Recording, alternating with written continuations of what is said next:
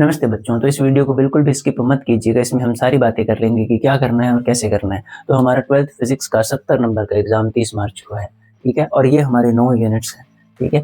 तो अब क्या है, ये जो सारी बातें अब हम करने वाले हैं ये बहुत ही ज़्यादा ज़रूरी है एग्जाम के लिए। इनके बिना प्रिपरेशन हम कर ही नहीं पाएंगे, ठीक है। तो हमें ना सेक्शन ए है हमारे पास, ठीक है, उसके बाद सेक्शन बी होगा एग्जाम में, फिर सेक्शन सी होगा और फिर सेक्शन डी होगा, ठीक है। तो हमारे पास ये 4 सेक्शन आएंगे। इसमें ना एक एक नंबर वाले क्वेश्चन आएंगे हमें, ठीक है। एक ही क्वेश्चन होगा जिसमें 20 छोटे क्वेश्चन आ जाएंगे आपको, तो 15 एमसीक्यूज होंगे, ठीक है। 15 एमसीक्यूज होंगे और 5 ट्रू फॉल्स वाले क्वेश्चन आएंगे हमें। तो यहाँ से टोटल हमें 20 नंबर मिलेंगे पहले सेक्शन से। उसके बाद जो सेक्शन बी है ना, इसमें 2 नंबर वाले क्वेश्चंस होंगे, 7 क्वेश्चंस होंगे इसमें टोटल। तो यहाँ से हमें 14 मार्क्स का काम आएगा वहां से हमें 20 नंबर का और यहाँ से हमें 14 नंबर का काम आएगा। सेक्शन सी जो होगा हमारा, वहां से 3 नंबर वाले क्वेश्चंस आएंगे और वो भी 7 क्वेश्चंस होंगे, ठीक है। यहाँ से फिर हमें 21 नंबर मिलेंगे। सेक्शन डी में हमारे पास 5 नंबर वाले क्वेश्चंस होंगे और सिर्फ 3 ही क्वेश्चंस होंगे, तो यहाँ से हमें 15 नंबर मिलेंगे, ठीक है। तो आप देख सकते हैं कि हमारे 70 नंबर ऐसे पूरे होंगे। अब क्या है कि समझना क्या था ज़्यादा ज़रूरी, ये जो सेक्शन डी है ना, अब आप सबको पता है कि सेक्शन डी में 5 बड़े क्वेश्चन होंगे, जिनमें से एक तो इलेक्ट्रोस्टैटिक्स में से पूछा जाएगा और जो magnetic effects of current and magnetism है उसमें से कॉम्प्रिहेंशन आपको आएगा, और तीसरा क्वेश्चन जो है वो ऑप्टिक्स में से आएगा। तो अभी के लिए करंटली क्या है, जैसे प्रायोरिटी वाइज, वैसे तो हम आगे काफ़ी डिटेल में सारी बातें करेंगे क्योंकि हम पढ़ाई भी करेंगे साथ साथ स्ट्रैटेजी के अलावा। इलेक्ट्रोस्टैटिक्स में से सबसे पहले आपको डाइलेक्ट्रिक स्लैब, ठीक है, गॉस थ्योरम का होलोस्फीयर वाला आर्टिकल और 1-2 और एप्लीकेशंस उसकी, और state and prove Coulomb's law and Coulomb's law and vector form, ऐसे आर्टिकल्स कर लेने चाहिए। डायरेक्टली यही आ जाते हैं, इन्हें छोड़कर भी हैं कुछ, उनकी भी बात हम करेंगे, ठीक है। उसके बाद क्या है कि ये जो है ये तो हम कर लेंगे, तब मैं आपको बता दूंगा कि कॉम्प्रिहेंशन में भी क्या चीज़ें आएंगी। कई बार इजी भी आता है, अगर हमें कुछ नहीं आता तो थोड़ी प्रॉब्लम भी हो जाती है इसमें।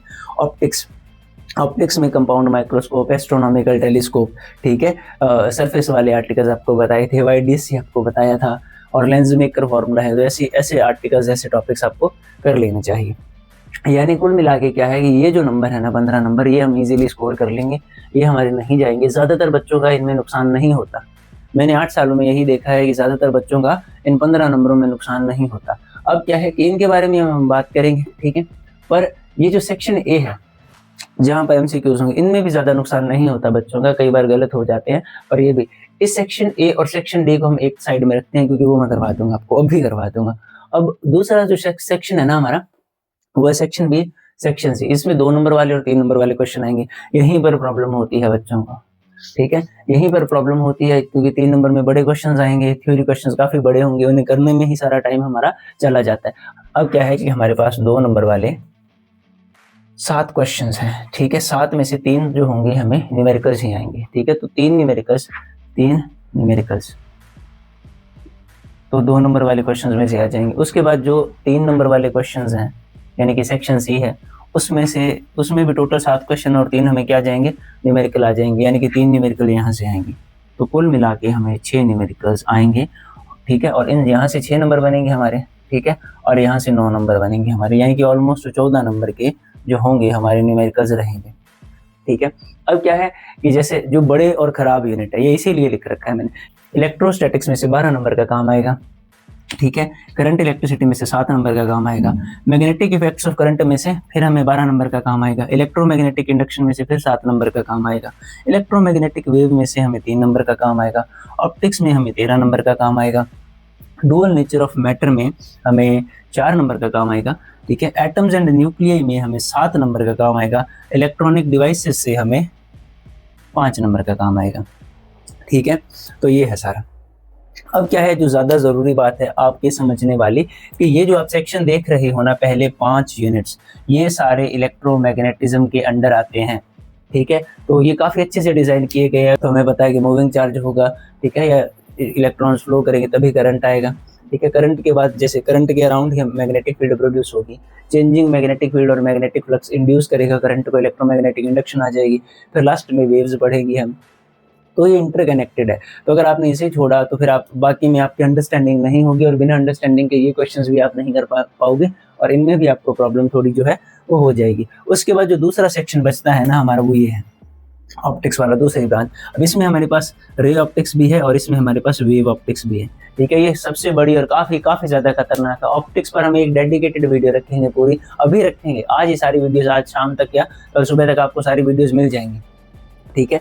तो डुअल नेचर ऑफ मैटर है, ये काफ़ी ज़्यादा छोटा है, ये सारा ना हमारा मॉडर्न फिजिक्स पर है, ठीक है। डुअल नेचर ऑफ मैटर ये बहुत ज़्यादा छोटे और सिंपल है। अब आप ध्यान से देखोगे ना, इलेक्ट्रोस्टैटिक्स में से 12 नंबर का काम आ रहा है, मैग्नेटिक इफेक्ट्स ऑफ करंट में से 12 नंबर का काम आ रहा है, ऑप्टिक्स में से 13 नंबर का काम आ रहा है, यानी कि टोटल 37 मार्क्स।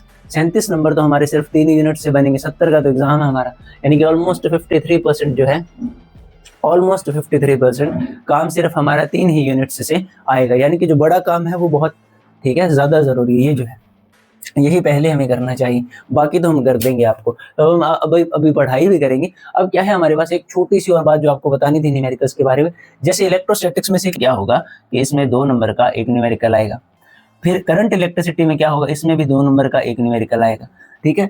इनकी और में थ्योरी क्वेश्चन भी होगा, और वो अगर वो इजी हुआ तो वो कर दीजिएगा, अगर न्यूमेरिकल इजी रहा तो न्यूमेरिकल कर दीजिएगा, हम दोनों की बात कर लेंगे। अब क्या है, जो ज़्यादा खतरनाक चीज़ थी ना, इसमें एक तो 5 नंबर का कॉम्प्रिहेंशन आ गया, उसमें हमें हेल्प मिल गई, और इसमें ना 3 नंबर का क्वेश्चन आएगा, ठीक है।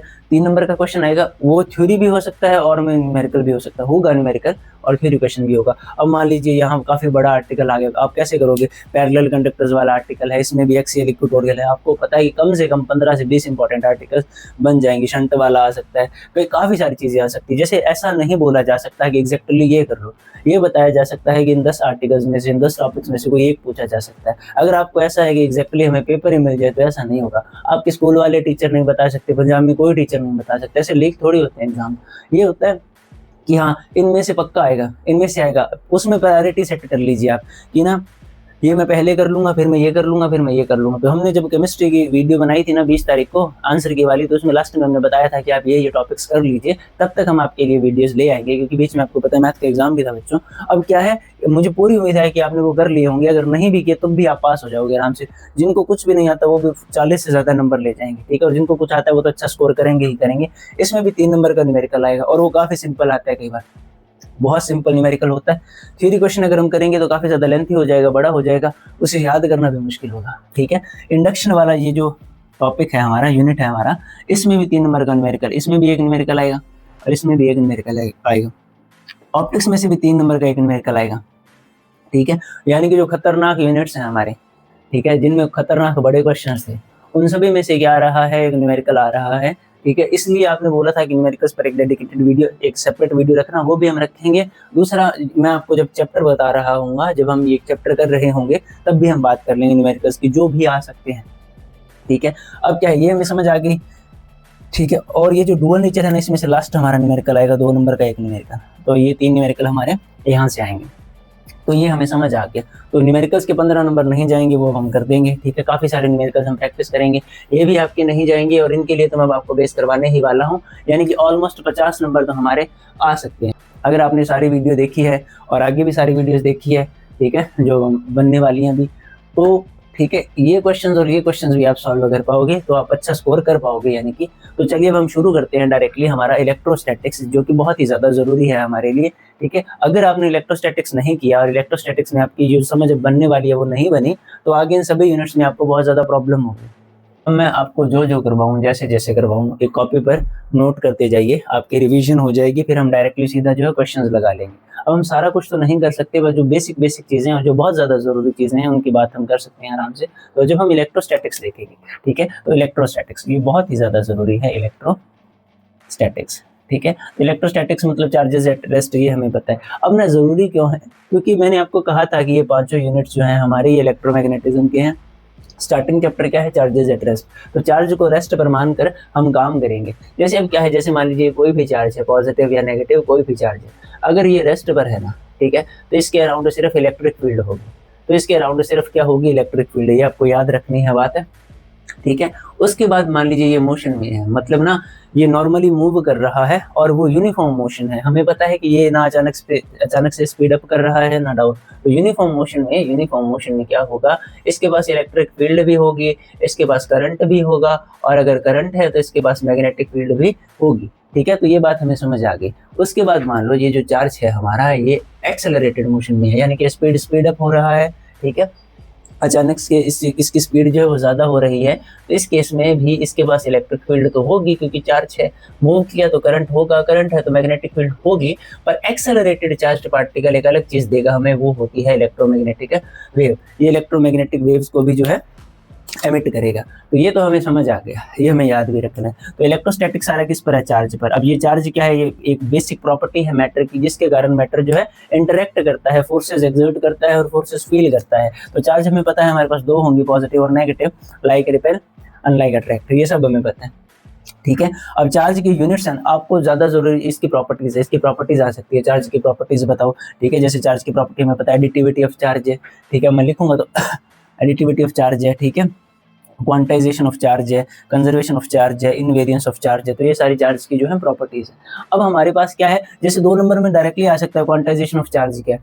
ठीक है, कंजर्वेशन ऑफ चार्ज क्या है। कंजर्वेशन ऑफ चार्ज क्या था, चार्ज ना बना सकते हम, चार्ज ना डिस्ट्रॉय कर सकते हम, चार्ज के neither be created nor be destroyed. ठीक है, उसके बाद क्वांटाइजेशन क्या थी, क्या इज इक्वल टू एन, कि भाई किसी भी चीज पर जो चार्ज होगा वो n टाइम्स होगा बेसिक यूनिट ऑफ चार्ज। जैसे E है एक इलेक्ट्रॉन है एक प्रोटॉन का चार्ज। ठीक है, तो कोई भी बॉडी के ऊपर 2 इलेक्ट्रॉन 3 इलेक्ट्रॉन 4 इलेक्ट्रॉन का चार्ज हो सकता है, 2.5 इलेक्ट्रॉन्स का चार्ज नहीं हो सकता। चार्ज हमेशा क्वांटाइज्ड फॉर्म में रहेगा। ये बस मैं आपको रिवाइज करवा रहा हूँ। एडिटिविटी तो हमें पता ही है कि सिस्टम में जितने चार्जेस हैं उनका सम करने पर सिस्टम के चार्ज की जो वैल्यू है वो आ जाएगी। इनवेरियंस मतलब चार्ज जो है वो स्पीड के साथ वेरी नहीं करता, स्पीड से चार्ज पर कोई भी फर्क नहीं पड़ता। इसके बाद क्या है कि मेथड्स ऑफ चार्जिंग आते हैं। तो हमें पता है चार्जिंग बाय फ्रिक्शन हो सकती है, चार्जिंग बाय कंडक्शन हो सकती है, चार्जिंग बाय इंडक्शन हो सकती है। उसके बाद मटेरियल्स आते हैं, जैसे कंडक्टर होता है, इंसुलेटर होता है, सेमीकंडक्टर होता है, डाई इलेक्ट्रिक होता है, ये सारी बातें आती है। अब क्या है जो सबसे ज्यादा जरूरी चीज है ना इसके बाद, चार्ज के बाद, वो हमारी कूलम्स लॉ है। कूलम्स लॉ क्यों, जैसे 2 चार्जेस हैं मान लीजिए Q1 और Q2, तो इनके बीच में जो ये मान लीजिए कोई डिस्टेंस R है। ठीक है, अब ये दोनों पॉजिटिव हो सकते हैं, दोनों नेगेटिव हो सकते हैं, एक पॉजिटिव है दूसरा नेगेटिव है, तो कोई फर्क नहीं पड़ेगा। तो कूलम्स लॉ के हिसाब से force is directly proportional to product of charges and inversely proportional to square of distance between them. तो जब हम इसे हटाएंगे तो हमें पता है कांस्टेंट आएगा और उसकी वैल्यू होती है 1/4 epsilon naught Q1 Q2 by R square. और ये जो हमारा 1/4 एप्सिलॉन नॉट है, ठीक है, इसकी वैल्यू, इसे K भी मानेंगे, इसकी वैल्यू क्या होगी 1 इसमें CGS में। ठीक है, और SI में इसकी वैल्यू क्या होगी, SI में इसकी वैल्यू क्या होगी 9 × 10⁻⁹ Newton metre square per coulomb square. या बना लो कि ये न्यूटन है, ये मीटर स्क्वायर आएगा, ये यहाँ से कूलम स्क्वायर आएगा। ये सारा हम कर लेंगे। चार्ज के SI यूनिट तो हमें पता ही है, चार्ज के SI यूनिट्स क्या होंगे, कूलम्स। ठीक है, कूलम होंगे, C से लिखेंगे। और चार्ज की डायमेंशन क्या होंगी, चार्ज की डायमेंशन Q, इसके डायमेंशन क्या होंगी 80 एम्पियर टाइम। ठीक है, तो ये हमें याद रखना है। तो ये काफ़ी ज़्यादा ज़रूरी था, SI यूनिट भी इसके और ये भी इसके। तो इसका भी हमने ये सारी बातें जो है वो कर ली और ये देख ली। ठीक है, ये हमें समझ आ गया। अब ये जो एप्सिलॉन नॉट है ये भी आपको पता होगा, इसे हम बोलते हैं absolute electrical permittivity of free space. तो एप्सिलॉन नॉट का नाम क्या था, absolute electrical permittivity of free space. ये नॉट है, ये क्या करता है बस। ठीक है, जैसे ये दोनों चार्जेस है, ठीक है, तो जैसे एक चार्ज से दूसरे चार्ज की तरफ जो इलेक्ट्रिकल एनर्जी जाएगी, तो मीडियम भी कुछ खाएगा एनर्जी। जैसे हवा में हम हाथ ऐसे मूव करेंगे तो हवा का फ्रिक्शन है वो रोकने की कोशिश करेगा हमारे हाथ को। जैसे गोली चलाई जाएगी या कोई भी चीज नीचे गिरेगी ऊपर जाएगी तो उसे रेजिस्टेंस मिलेगा। मोशन में हमेशा रेजिस्टेंस होगा, तो इलेक्ट्रिकल एनर्जी भी ट्रांसफर होगी, तो काइंड ऑफ रेजिस्टेंस उससे फील होगा मीडियम के द्वारा। तो उसी की कैलकुलेशन के लिए जो एप्सिलॉन नॉट है वो रखा जाता है। अब आप खुद सोच कर देखो, एप्सिलॉन नॉट की वैल्यू जितनी ज्यादा कम है, फोर्स की वैल्यू उतनी ज्यादा होगी।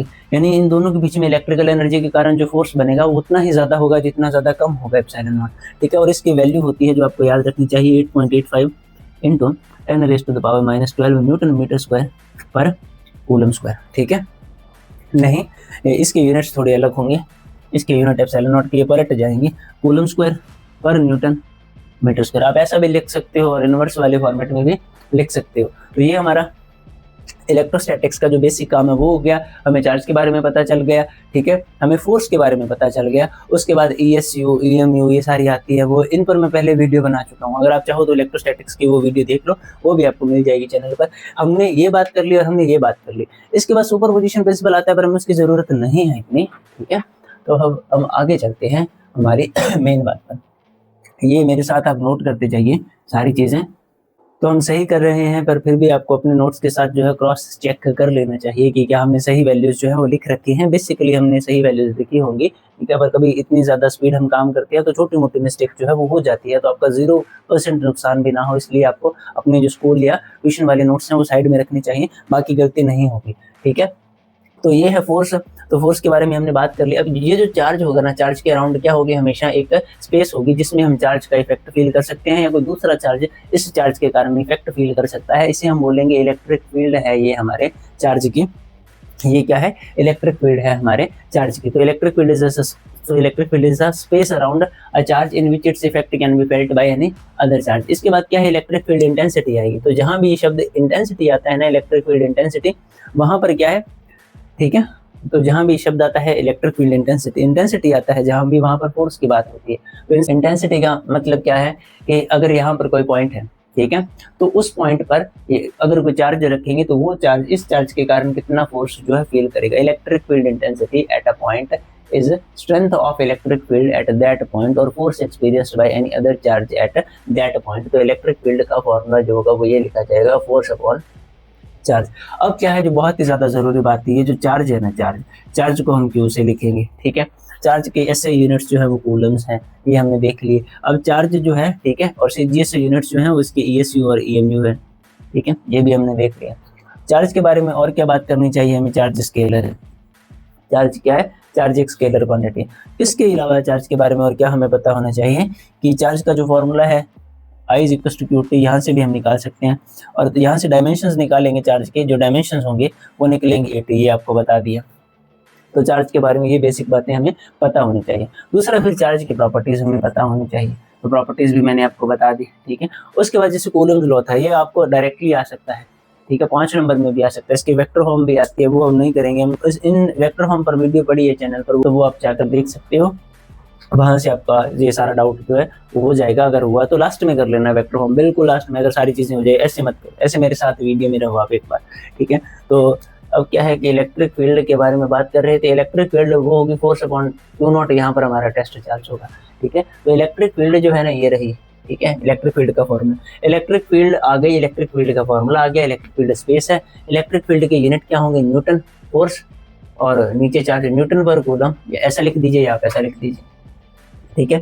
और ये जो है एक वेक्टर क्वांटिटी है, ये कौन सी क्वांटिटी है, वेक्टर। पॉजिटिव चार्ज के लिए रेडियली आउटवर्ड होती है इलेक्ट्रिक फील्ड, और नेगेटिव चार्ज के लिए रेडियली इनवर्ड होती है इलेक्ट्रिक फील्ड। तो ये हमें पता है, ये हमें समझ आ चुकी है, यहाँ तक हमें कोई डाउट नहीं है। तो ये वेक्टर क्वांटिटी है, ये इसके यूनिट्स हैं, और ये इसका फॉर्मूला है, ठीक है। ये इलेक्ट्रिक फील्ड इंटेंसिटी आ गई। तो हमें चार्ज और इलेक्ट्रिक फील्ड के बारे में समझ आ चुका है थोड़ा सा। अब एक चीज आती है electric field intensity due to a point charge. Electric field intensity due to a point charge, चलिए लिख देते हैं, due to a point charge, ठीक है। तो पॉइंट चार्ज के कारण इलेक्ट्रिक फील्ड इंटेंसिटी कैलकुलेट करना, वैसे तो ना काफी ये बड़ा हो जाएगा, पर मैं आपको थोड़ा छोटा सा समझा देता हूँ। जैसे इलेक्ट्रिक फील्ड है वो क्या होगी, फोर्स अपॉन चार्ज होगी ना, 1/Q0 लिख दीजिए। चार्ज होगा 1/4πε0। मान लीजिए ये जो चार्जेस हैं जिनकी हम बात कर रहे हैं, एक मान लीजिए हमारा Q है और एक मान लीजिए हमारा Q0 है, ये हमारा टेस्ट चार्ज है, ये हमारा मेन चार्ज है। पॉइंट चार्ज, टेस्ट चार्ज या सोर्स चार्ज क्या होता है, पॉइंट चार्ज मतलब ना चार्जेस का साइज बहुत ज़्यादा कम है, या चार्जेस के बीच में जो डिस्टेंस है वो बहुत ही ज़्यादा है उनके साइज के कंपैरिजन में, तो वो एक पॉइंट की तरह लग रहे हैं हमें, इसीलिए हम उन्हें पॉइंट चार्ज बोल देते हैं। दूसरा, एक सोर्स चार्ज होगा, मतलब इसकी फील्ड जो है वो स्ट्रांग होगी, और एक टेस्ट चार्ज होगा जिसकी फील्ड जो है थोड़ी कमजोर होगी, ताकि इसकी फील्ड को चेक किया जा सके। तो ये हमें समझ आ गया, थोड़ा सा आपको बता दिया। यही कूलम्स लॉ की लिमिटेशंस हैं कि कूलम्स लॉ है ना वो सिर्फ स्टेशनरी चार्जेस और पॉइंट चार्जेस के लिए है, ठीक है, ये लिमिटेशन भी है कूलम्स लॉ की। तो अगर ये और इनके बीच में मान लीजिए डिस्टेंस आ रहा है, तो 1/Q0 आ गया, फोर्स की value 1/4πε0 Q × Q0 upon R² आएगी, ठीक है। ये देखिए Q0 से Q0 कैंसिल, तो इलेक्ट्रिक फील्ड की वैल्यू क्या आ गई हमारे पास, one electric field intensity due to a point charge की वैल्यू क्या आ गई हमारे पास, electric field intensity due to a point charge की वैल्यू क्या आ गई हमारे पास, क्यू बाई आर स्क्वायर। अब क्यू क्या है हमारा, आप याद रखिएगा ये सोर्स चार्ज है हमारा, ये सोर्स चार्ज था, सोर्स चार्ज ऊपर आया तो ये electric field intensity due to a point charge है, जल्दी से 3 बार लिख लीजिए। तो ये electric field intensity due to point charge आ चुकी है। अब क्या है कि electric field intensity due to point charge के कारण हमें ना आगे एक्सियल लाइन वाले का आर्टिकल करना पड़ता है। Axial field electric field intensity due to point charge on the axial line of an electric dipole, ठीक है, इक्वेटोरियल वाला आर्टिकल आता है, ठीक है। उसके बाद हमारे पास टॉर्क वाला आर्टिकल आता है और पोटेंशियल एनर्जी वाला आर्टिकल आता है। ये चारों, इन चारों के ऊपर वीडियोस जो है वो चैनल पर हैं, ठीक है। तो नीचे जब आप जाओगे स्क्रॉल करोगे थोड़ा सा तो नीचे ही आपको जो है वीडियोज इनकी मिल जाएगी। तो ये एक्सियल वाला, इक्वेटोरियल वाला, टॉर्क वाला, पोटेंशियल एनर्जी वाला, ये सारे आर्टिकल्स आपको देख लेनी चाहिए। अब इसमें हमारी 2 चीजें बचती हैं, एक बचती है इलेक्ट्रिक फील्ड लाइंस, ठीक है, इलेक्ट्रिक फील्ड लाइंस, दूसरा बचता है इलेक्ट्रिक डाइपोल। तो इसकी बात हम कर लेते हैं, सबसे पहले इलेक्ट्रिक फील्ड लाइंस की बात कर लेते हैं, ठीक है। इलेक्ट्रिक फील्ड लाइंस ना बच्चों बहुत ही ज़्यादा ज़रूरी है एग्जाम्स के लिए, इनमें से कुछ ना कुछ जो है पूछा जाता है कि 2 नंबर का ये जो न्यूमेरिकल है ना, कि इसमें थ्योरी क्वेश्चन भी आ सकता है। यही 2 नंबर में क्या थी इलेक्ट्रिक फील्ड इंटेंसिटी, स्केलर या वेक्टर, वेक्टर थी, ठीक है। चार्ज क्या था, स्केलर या वेक्टर, स्केलर था। चार्ज के यूनिट्स क्या थे, कूलम थे, ठीक है। और इलेक्ट्रिक फील्ड के यूनिट क्या थे, न्यूटन पर कूलम थे, शाबाश, ठीक है। इलेक्ट्रिक फील्ड की डायरेक्शन क्या थी, पॉजिटिव के लिए आउटवर्ड, नेगेटिव के लिए इनवर्ड, ठीक है। ये हमें समझ आ गई आराम से। इलेक्ट्रिक फील्ड क्या है, जैसे मान लीजिए पॉजिटिव चार्ज है, ठीक है, और ये नेगेटिव चार्ज है, ठीक है। तो इलेक्ट्रिक फील्ड जो होगी ना, जैसे पॉजिटिव से नेगेटिव मूव करेगी रेडियली, इससे तो रेडियली आउटवर्ड गई, इससे इनवर्ड, ठीक है। यहाँ भी फिर क्या होगा, इलेक्ट्रिक फील्ड लाइंस ऐसे बनेंगी। तो ये जो लाइंस है ना हमारी, ये इमेजिनरी लाइंस, ठीक है, ये जो इमेजिनरी लाइंस हम ड्रॉ कर रहे हैं यही क्या है, हमारी इलेक्ट्रिक फील्ड लाइंस है। तो ये इमेजिनरी लाइंस है, ठीक है। हम इन्हें फोर्स लाइंस भी बोलते हैं क्योंकि फोर्स भी समझाती हैं। तो ये समझिए आप हमारी इलेक्ट्रिक फील्ड लाइंस है। Electric field lines imaginary lines है, ये पॉजिटिव से नेगेटिव मूव करती है, ठीक है। इनकी इंटेंसिटी, ठीक है, मतलब इनकी जो, जैसे ये मान लीजिए पॉजिटिव चार्ज है, अब फील्ड यहाँ से गुजरी, यहाँ एक लाइन यहाँ से गुजरी, एक लाइन यहाँ से गुजरी, एक लाइन यहाँ से ऐसे गुजरी। अगर ना मैं यहाँ देखूंगा इस पर्टिकुलर एरिया पर, तो यहाँ पर ज़्यादा फील्ड लाइंस होंगी। अब मैं यहाँ जाऊँगा तो यहाँ पर कम फील्ड लाइंस होंगी। तो इलेक्ट्रिक फील्ड लाइंस जितना पास पास होंगी उतना ज़्यादा इलेक्ट्रिक फील्ड की स्ट्रेंथ होगी। जैसे मान लीजिए कि ये इलेक्ट्रिक फील्ड लाइंस हैं और ये इलेक्ट्रिक फील्ड लाइंस हैं, ठीक है। तो हम देख कर बता सकते हैं कि ये स्ट्रॉन्ग इलेक्ट्रिक फील्ड है और ये थोड़ी सी वीक इलेक्ट्रिक फील्ड होगी। तो जितनी पास पास होंगी इलेक्ट्रिक फील्ड लाइंस उतनी ज़्यादा जो क्या होगी उतनी ज़्यादा वो स्ट्रॉन्ग होंगी। तो ये भी एक प्रॉपर्टी है, आप ध्यान में अगर रखना चाहो तो, और कोई बात नहीं। अब हम डायरेक्टली देखते हैं कि अगर ना हम किसी भी पॉइंट पर, ठीक है, अगर हम किसी भी पॉइंट पर टेंजेंट ड्रॉ कर देंगे, मान लीजिए हम इस पॉइंट पर या हम इस पॉइंट पर टेंजेंट ड्रॉ करेंगे ऐसे, ठीक है, तो हमें क्या मिल जाएगी, इलेक्ट्रिक फील्ड की डायरेक्शन मिल जाएगी। जैसे मैं अभी मान लीजिए जैसे शूज़ होते हैं तो उनमें जो फीते बोलते हैं हम, तो फीते, ठीक है, शू लेसेस, तो उन्हें पकड़कर ऐसे शूज़ को घुमाऊं ऐसे, हमने किया होगा बचपन में कभी। अब मैंने यहाँ जैसे यहाँ छोड़ा तो वो ऐसे जाएगा, मैंने यहाँ छोड़ा तो वो ऐसे जाएगा, मैंने यहाँ छोड़ा तो वो ऐसे जाएगा। यानी कि ना टेंजेंट जो होगी कोई भी चीज़, जैसे ऐसे कर्व वाली मोशन में है तो टेंजेंशियली उसकी डायरेक्शन निकलेगी, ठीक है। तो tangent at any point on electric field line gives the direction of electric field at that point. तो किसी भी पॉइंट पर टेंजेंट ड्रॉ करेंगे तो इलेक्ट्रिक फील्ड की डायरेक्शन मिल जाएगी। तो ये दूसरी प्रॉपर्टी है, ठीक है, टेंजेंट वाली। तो टेंजेंट वाली दूसरी प्रॉपर्टी है, electric field tangent drawn at any point gives the direction of electric field intensity at that point. तो 2 प्रॉपर्टीज हमें पता चल गई। उसके बाद जो तीसरी प्रॉपर्टी है वो ये है कि 2 इलेक्ट्रिक फील्ड लाइंस कभी इंटरसेक्ट नहीं करेंगी। जैसे ये देखिए, मान लीजिए एक इलेक्ट्रिक फील्ड लाइन इसके बीच में से ऐसे जा सकती है, पर ऐसा कभी नहीं होगा कि ये एक इलेक्ट्रिक फील्ड लाइन जा रही है और ये दूसरी इलेक्ट्रिक फील्ड लाइन जा रही है और ये आपस में इंटरसेक्ट कर जाए। क्योंकि देखिए इंटरसेक्शन के इस पॉइंट पर अगर मैं इसकी तरफ से बनाऊंगा तो ये बनेगी डायरेक्शन और इसकी तरफ से बनाऊंगा तो ये बनेगी डायरेक्शन। तो 2 डायरेक्शंस नहीं हो सकती। डायरेक्शन इलेक्ट्रॉन को भी रिप्रेजेंट करेगी साथ में। तो एक इलेक्ट्रॉन 2 जगह पर प्रेजेंट नहीं हो सकता, यहाँ और यहाँ सेम इलेक्ट्रॉन दोनों जगह पर प्रेजेंट नहीं हो सकता। मक्खियां हो चुकी बच्चों, मक्खियां हमारे कमरे में, मक्खियां हो चुकी, मक्खियां उड़ा रहे थे बच्चों। तो हम क्या बात कर रहे थे, हम ये बात कर रहे थे इलेक्ट्रिक फील्ड लाइंस पॉजिटिव से नेगेटिव जाएंगी, टेंजेंट किसी भी पॉइंट पर होगी तो वो क्या करेगी, डायरेक्शन दे देगी इलेक्ट्रिक फील्ड की। दो इलेक्ट्रिक फील्ड लाइंस कभी इंटरसेक्ट नहीं करेंगी, ठीक है।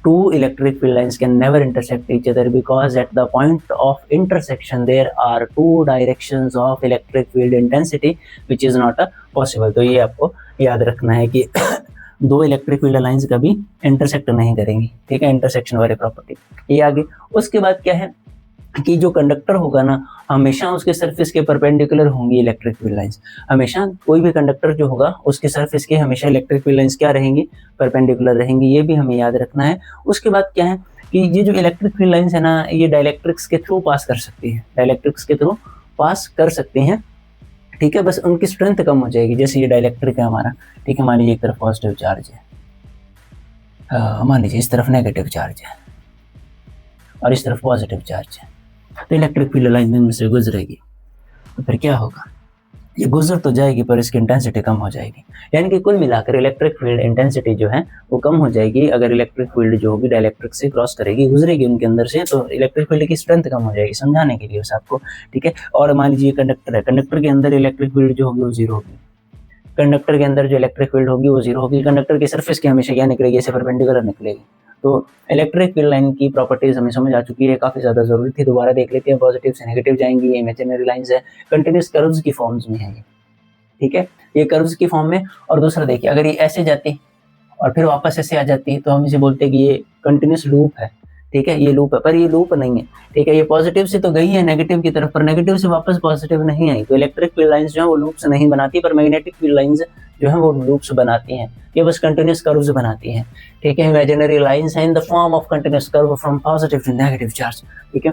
टेंजेंट किसी भी पॉइंट पर ड्रॉ करेंगे तो क्या होगा, डायरेक्शन मिल जाएगी। दो इलेक्ट्रिक फील्ड लाइंस कभी भी इंटरसेक्ट नहीं करेंगी, कंडक्टर की सरफेस पर क्या रहेंगी, हमेशा परपेंडिकुलर रहेंगी, डाइलेक्ट्रिक के अंदर से पास कर सकती हैं पर स्ट्रेंथ कम हो जाएगी, ठीक है, और कंडक्टर के अंदर जीरो रहेगी। ये सारी बातें हमने कर ली, ठीक है बच्चों, इतना बहुत है किसके बारे में, किसके ऊपर, इलेक्ट्रिक फील्ड लाइंस के ऊपर, ठीक है। अब हम थोड़ा सा इसे साफ कर देते हैं और नेक्स्ट बात कर लेते हैं। चार्ज क्या था, स्केलर, इलेक्ट्रिक फील्ड क्या थी, वेक्टर, चार्ज के यूनिट क्या थे, कूलम, इलेक्ट्रिक फील्ड के यूनिट क्या थे, न्यूटन पर कूलम, ठीक है। इलेक्ट्रिक फील्ड लाइंस में हमने ये बातें कर ली इलेक्ट्रिक फील्ड लाइन से पहले। अब क्या है हमारे पास जो सबसे ज्यादा जरूरी चीज है ना, वो है इलेक्ट्रिक डाइपोल। तो इलेक्ट्रिक डाइपोल है क्या कि मान लीजिए दो इक्वल और ऑपोजिट चार्जेस को आप ना कोई छोटे से डिस्टेंस पर रख दीजिए, मान लीजिए इनके बीच में डिस्टेंस है, इनका सेंटर है और ये इनके बीच में डिस्टेंस है 2a मान लेते हैं। तो an electric dipole consists of two equal and opposite point charges separated by a small distance। तो एक इलेक्ट्रिक डाइपोल जो है वो हम ऐसे अरेंजमेंट को बोलते हैं जिसमें कि दो इक्वल और ऑपोजिट चार्जेस हो, जिन्हें हम कोई स्मॉल डिस्टेंस से सेपरेट करें, उनका सेंटर ओ हो, ठीक है। अब ना इलेक्ट्रिक डाइपोल मोमेंट, इलेक्ट्रिक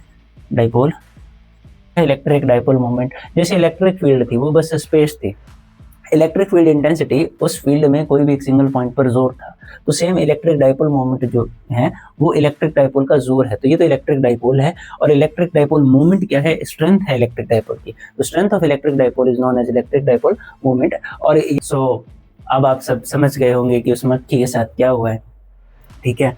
तो अब मजबूर हो गए थे बच्चों, क्या करें, ठीक है। इलेक्ट्रिक डाइपोल मोमेंट जो है, अब ठीक है, पाप कर दिए हमने, पापी हैं हम बच्चों, पापी। तो इलेक्ट्रिक डाइपोल मोमेंट, क्या आपने भी जिंदगी में कभी ऐसा पाप किया है, बचाई भी बहुत बार है मच्छियों को, करना कई बार, क्या करें। तो इलेक्ट्रिक डाइपोल मोमेंट जो है वो स्ट्रेंथ है इलेक्ट्रिक डाइपोल की, और उसे हम कैसे लिखेंगे, पी से लिखेंगे। पी, ठीक है, आप छोटा या बड़ा लिख सकते हो, पर ज्यादा छोटा लिखा जाता है। P is equal to Q into 2a होगा हमारा, ठीक है। तो ये हमारी डाइपोल मोमेंट है। स्ट्रेंथ ऑफ इलेक्ट्रिक डाइपोल जो होगा वो डाइपोल मोमेंट होगा, ये होगा जब product of charge magnitude of one of charges, दोनों में से किसी भी एक चार्ज का magnitude into distance between them. और दूसरा क्या है, ये एक वेक्टर क्वांटिटी है, ये एक वेक्टर क्वांटिटी है, यहाँ पर वेक्टर आएगा और यहाँ पर क्या होगा, वेक्टर आएगा। चार्ज तो स्केलर है तो उस पर तो वेक्टर आ नहीं सकता, ठीक है। तो अब क्या है, इसके यूनिट क्या बनेंगे, चार्ज के कारण तो कूलम और इसके कारण बनेंगे मीटर। तो ये सेंटीमीटर ना लगे इसीलिए बीच में हम हाइफन यूज कर देते हैं।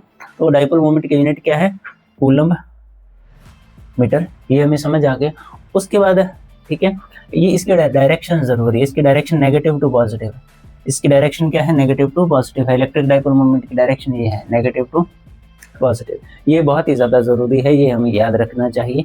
इलेक्ट्रिक डाइपोल मोमेंट हो गई, डेफिनेशन देख ली, डायरेक्शन देख ली, यूनिट देख लिया, डायमेंशंस तो हम बना देंगे। डायमेंशंस भी पूछे जाते हैं कई बार, तो जैसे एप्सिलॉन नॉट था उसके डायमेंशंस आ सकते हैं, 1/4 पाई एप्सिलॉन नॉट के डायमेंशंस आ सकते हैं। तो डायमेंशंस मुझे पूरी उम्मीद है कि आप बना लोगे, वरना लास्ट में जब हम सॉल्व कर रहे होंगे चीज़ों को और ज़्यादा एक लास्ट रिवीजन में वहाँ पर हम बना देंगे। जो भी चीज़ें बची खुची हैं, वैसे तो नहीं होंगी बची खुची चीज़ें, पर फिर भी कोई चीज़ बच खुच गई तो हम उसे कर देंगे बची खुची। तो negative to positive, dipole moment समझ आ गई, ठीक है, ये सारी बातें हमने कर ली। डाइपोल मोमेंट के बाद ये आता है axial, equatorial torque, potential energy. अगर इस वीडियो में समझाऊंगा तो काफ़ी ज़्यादा बड़ी हो जाएगी वीडियो और आपको और ज़्यादा लेट मिलेगी वीडियो, तो हम इन पर एक सेपरेट वीडियोस बना चुके हैं जो मैं आपको बोल चुका हूँ, तो अब वो देख लो, क्योंकि ना फिर आपको मैग्नेटिक फील्ड वाले यूनिट में भी हेल्प मिलेगी काफ़ी। हमें आगे मैग्नेटोस्टैटिक्स का जो यूनिट करना है ना, वहाँ पर भी हमें थोड़ी हेल्प मिलेगी। तो यहाँ पर हमारा 2 सेक्शंस खत्म होते हैं, चार्ज कूलम्ब लॉ वाला और उसके बाद जो इलेक्ट्रिक फील्ड वाला है, ये 2 सेक्शंस हमारे खत्म होते हैं। इसके बाद हम आगे फ्लक्स वाले टॉपिक पर चलेंगे, फ्लक्स पर काम करेंगे।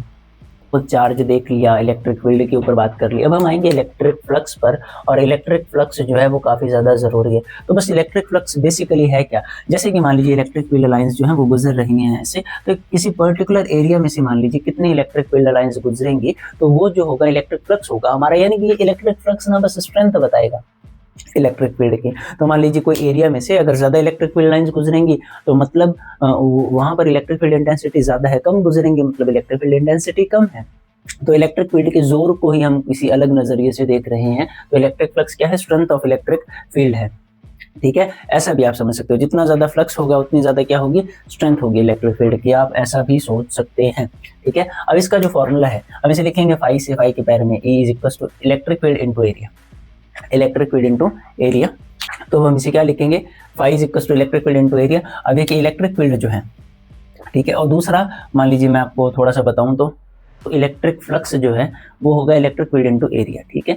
अब थोड़ी सी जो ध्यान देने वाली बात थी कि ये जो है ना, यहाँ पर आएगी dot product of electric field into area. पर एरिया तो हमें पता है कि एक स्केलर क्वांटिटी है, और हमें पता है कि हम यहाँ पर एरिया को वेक्टर मान लेते हैं कि मान लीजिए ये कोई एरिया है, इसमें छोटा सा स्मॉल एरिया मान लेंगे, और ठीक है वो होगा एन कैप, उसका जो यूनिट वेक्टर होगा वो होगा एन कैप। तो मान लीजिए ये हमारा एरिया है डेल्टा एस छोटा सा, ठीक है। अब जब हम इसे वेक्टर फॉर्म में लिखेंगे तो हम क्या लिख देंगे, मैग्नीट्यूड इनटू एन कैप, ऐसे लिख देंगे, ठीक है। तो हम ऐसे भी यूज़ कर लेंगे या ऐसे ही यूज़ करेंगे, ये आपको शायद समझ आ गया, ये बस मैं बेसिकली आपको समझा रहा था। अब देखिए ये ना एक स्केलर क्वांटिटी होगी, इलेक्ट्रिक फ्लक्स क्या होगी, एक स्केलर क्वांटिटी।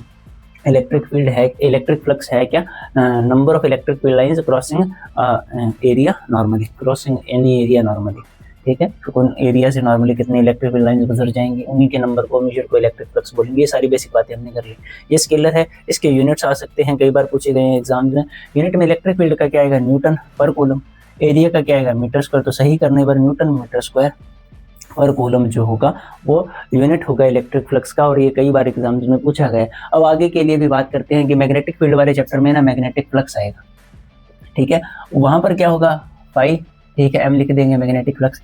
यहाँ पर इलेक्ट्रिक फील्ड है, वहां पर मैग्नेटिक फील्ड होगा, ठीक है, इनटू यहाँ पर एरिया है, वहां पर भी एरिया होगा, ठीक है। तो मैग्नेटिक फ्लक्स और इलेक्ट्रिक फ्लक्स कितना ज्यादा सिमिलर है, क्योंकि हमें करना ही आगे, तो थोड़ा सा पहले बता दिया। मैग्नेटिक फ्लक्स भी स्केलर क्वांटिटी है, मैग्नेटिक फ्लक्स भी क्या है, स्केलर क्वांटिटी है। सारे फ्लक्स स्केलर, दो ही तो फ्लक्स है, इलेक्ट्रिक फ्लक्स मैग्नेटिक फ्लक्स दोनों ही स्केलर है। और मैग्नेटिक फ्लक्स के यूनिट होंगे वेबर, वेबर ये मैग्नेटिक फील्ड है, इसके टेस्ला, एरिया की तुम्हें पता ही है मीटर स्क्वायर। बाकी हम आगे मैग्नेटिक फील्ड वाले यूनिट में बात करेंगे, ठीक है। इलेक्ट्रोस्टैटिक्स अच्छा हो गया ना, तो आगे सारे यूनिट्स हमारे अच्छे हो जाएंगे। तो फ्लक्स हमें समझ आ गया, फ्लक्स का फॉर्मूला समझ आ गया, फ्लक्स स्केलर है समझ आ गया, फ्लक्स के यूनिट से समझ आ गई, एरिया वेक्टर का कंसेप्ट समझ आ गया। और हम कई बातें कर सकते हैं पर वो नहीं करेंगे अभी करंटली, ठीक है, एग्जाम है हमारा।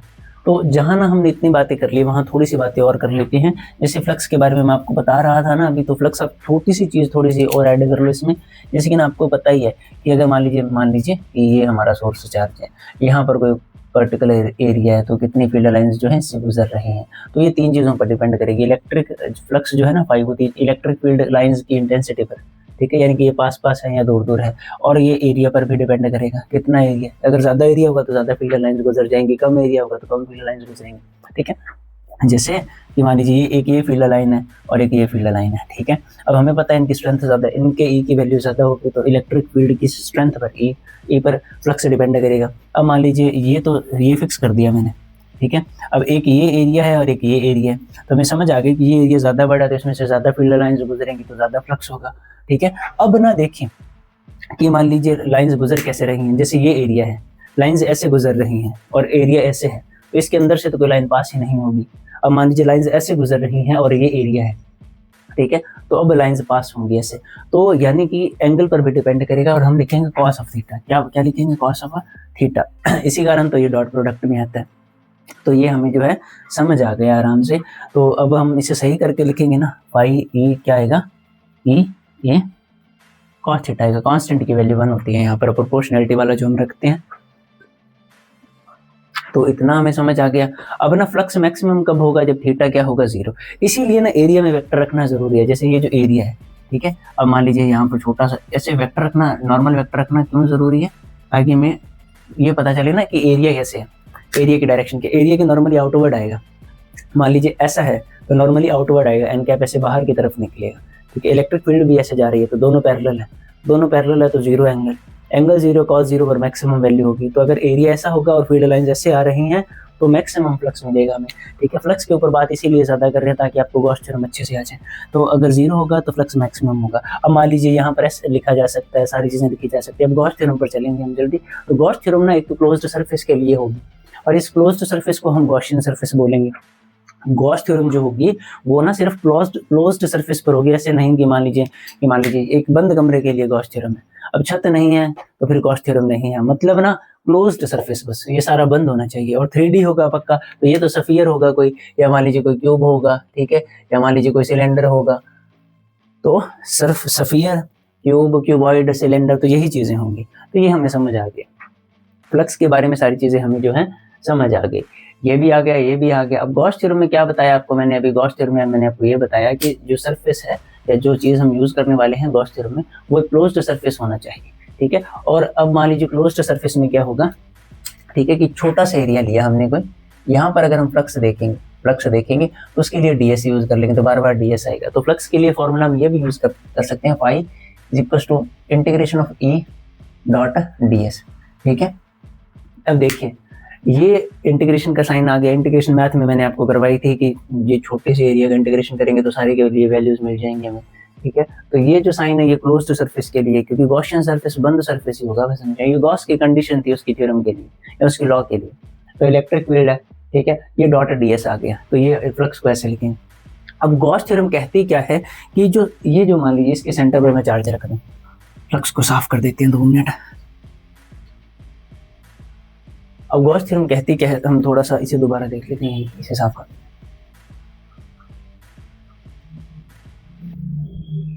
मान लीजिए ये क्लोज्ड सरफेस है, ठीक है। सो अब इसमें क्या होगा कि मान लीजिए हमने इसके सेंटर पर प्लस Q चार्ज रख दिया, इसका सेंटर O है और मान लीजिए इसका रेडियस जो है वो R है, तो हमने इसके सेंटर पर पॉजिटिव चार्ज रख दिया। अब इसके अंदर क्या होगा, इस पॉजिटिव चार्ज से फील्ड लाइन बाहर की तरफ जाएंगी, ठीक है। तो ये जो सरफेस होगा इससे फील्ड लाइंस जो है वो क्रॉस कर रही हैं, तो यहाँ पर फ्लक्स बनेगा। तो इस सारे सरफेस के कारण कितना इलेक्ट्रिक फ्लक्स बनेगा, तो ये बात गॉस थ्योरम से हमें पता चलती है। गॉस थ्योरम के हिसाब से the total electric flux over closed surface S enclosing a volume V is 1 by epsilon naught times the total charge Q contained inside the surface। यानी कि नहीं समझ आई तो कोई बात नहीं, हम और ज्यादा इजीली आपको एक सही डेफिनेशन से आपको समझाता हूँ। ये क्या है कि गॉस थ्योरम के हिसाब से जो सारा फ्लक्स होगा ना इसके कारण, एक क्लोज्ड सरफेस में एक चार्ज रखा है उसके कारण जो सारा फ्लक्स बनेगा ना, तो सारा फ्लक्स कैसे लिखेंगे, फाई इज इक्वल टू, अब देखिए यहाँ पर मैं कुछ छोटा सा, जैसे इस पॉजिटिव चार्ज के कारण यहाँ पर पॉइंट P पर अगर हम इलेक्ट्रिक फील्ड देखेंगे तो उसकी डायरेक्शन क्या होगी, आउटवर्ड। पॉजिटिव के लिए तो नॉर्मली आउटवर्ड होगी। और मान लीजिए यहाँ पर हम कोई छोटा सा सरफेस बना लेंगे, क्योंकि हमें छोटे से सरफेस पर ही बनाना पड़ेगा, आपको पता है, अंदर इस छोटा सा सरफेस बना लेंगे, ये डीएस होगा हमारा, ठीक है। अब डीएस इसकी भी डायरेक्शन क्या होगी, normally outward.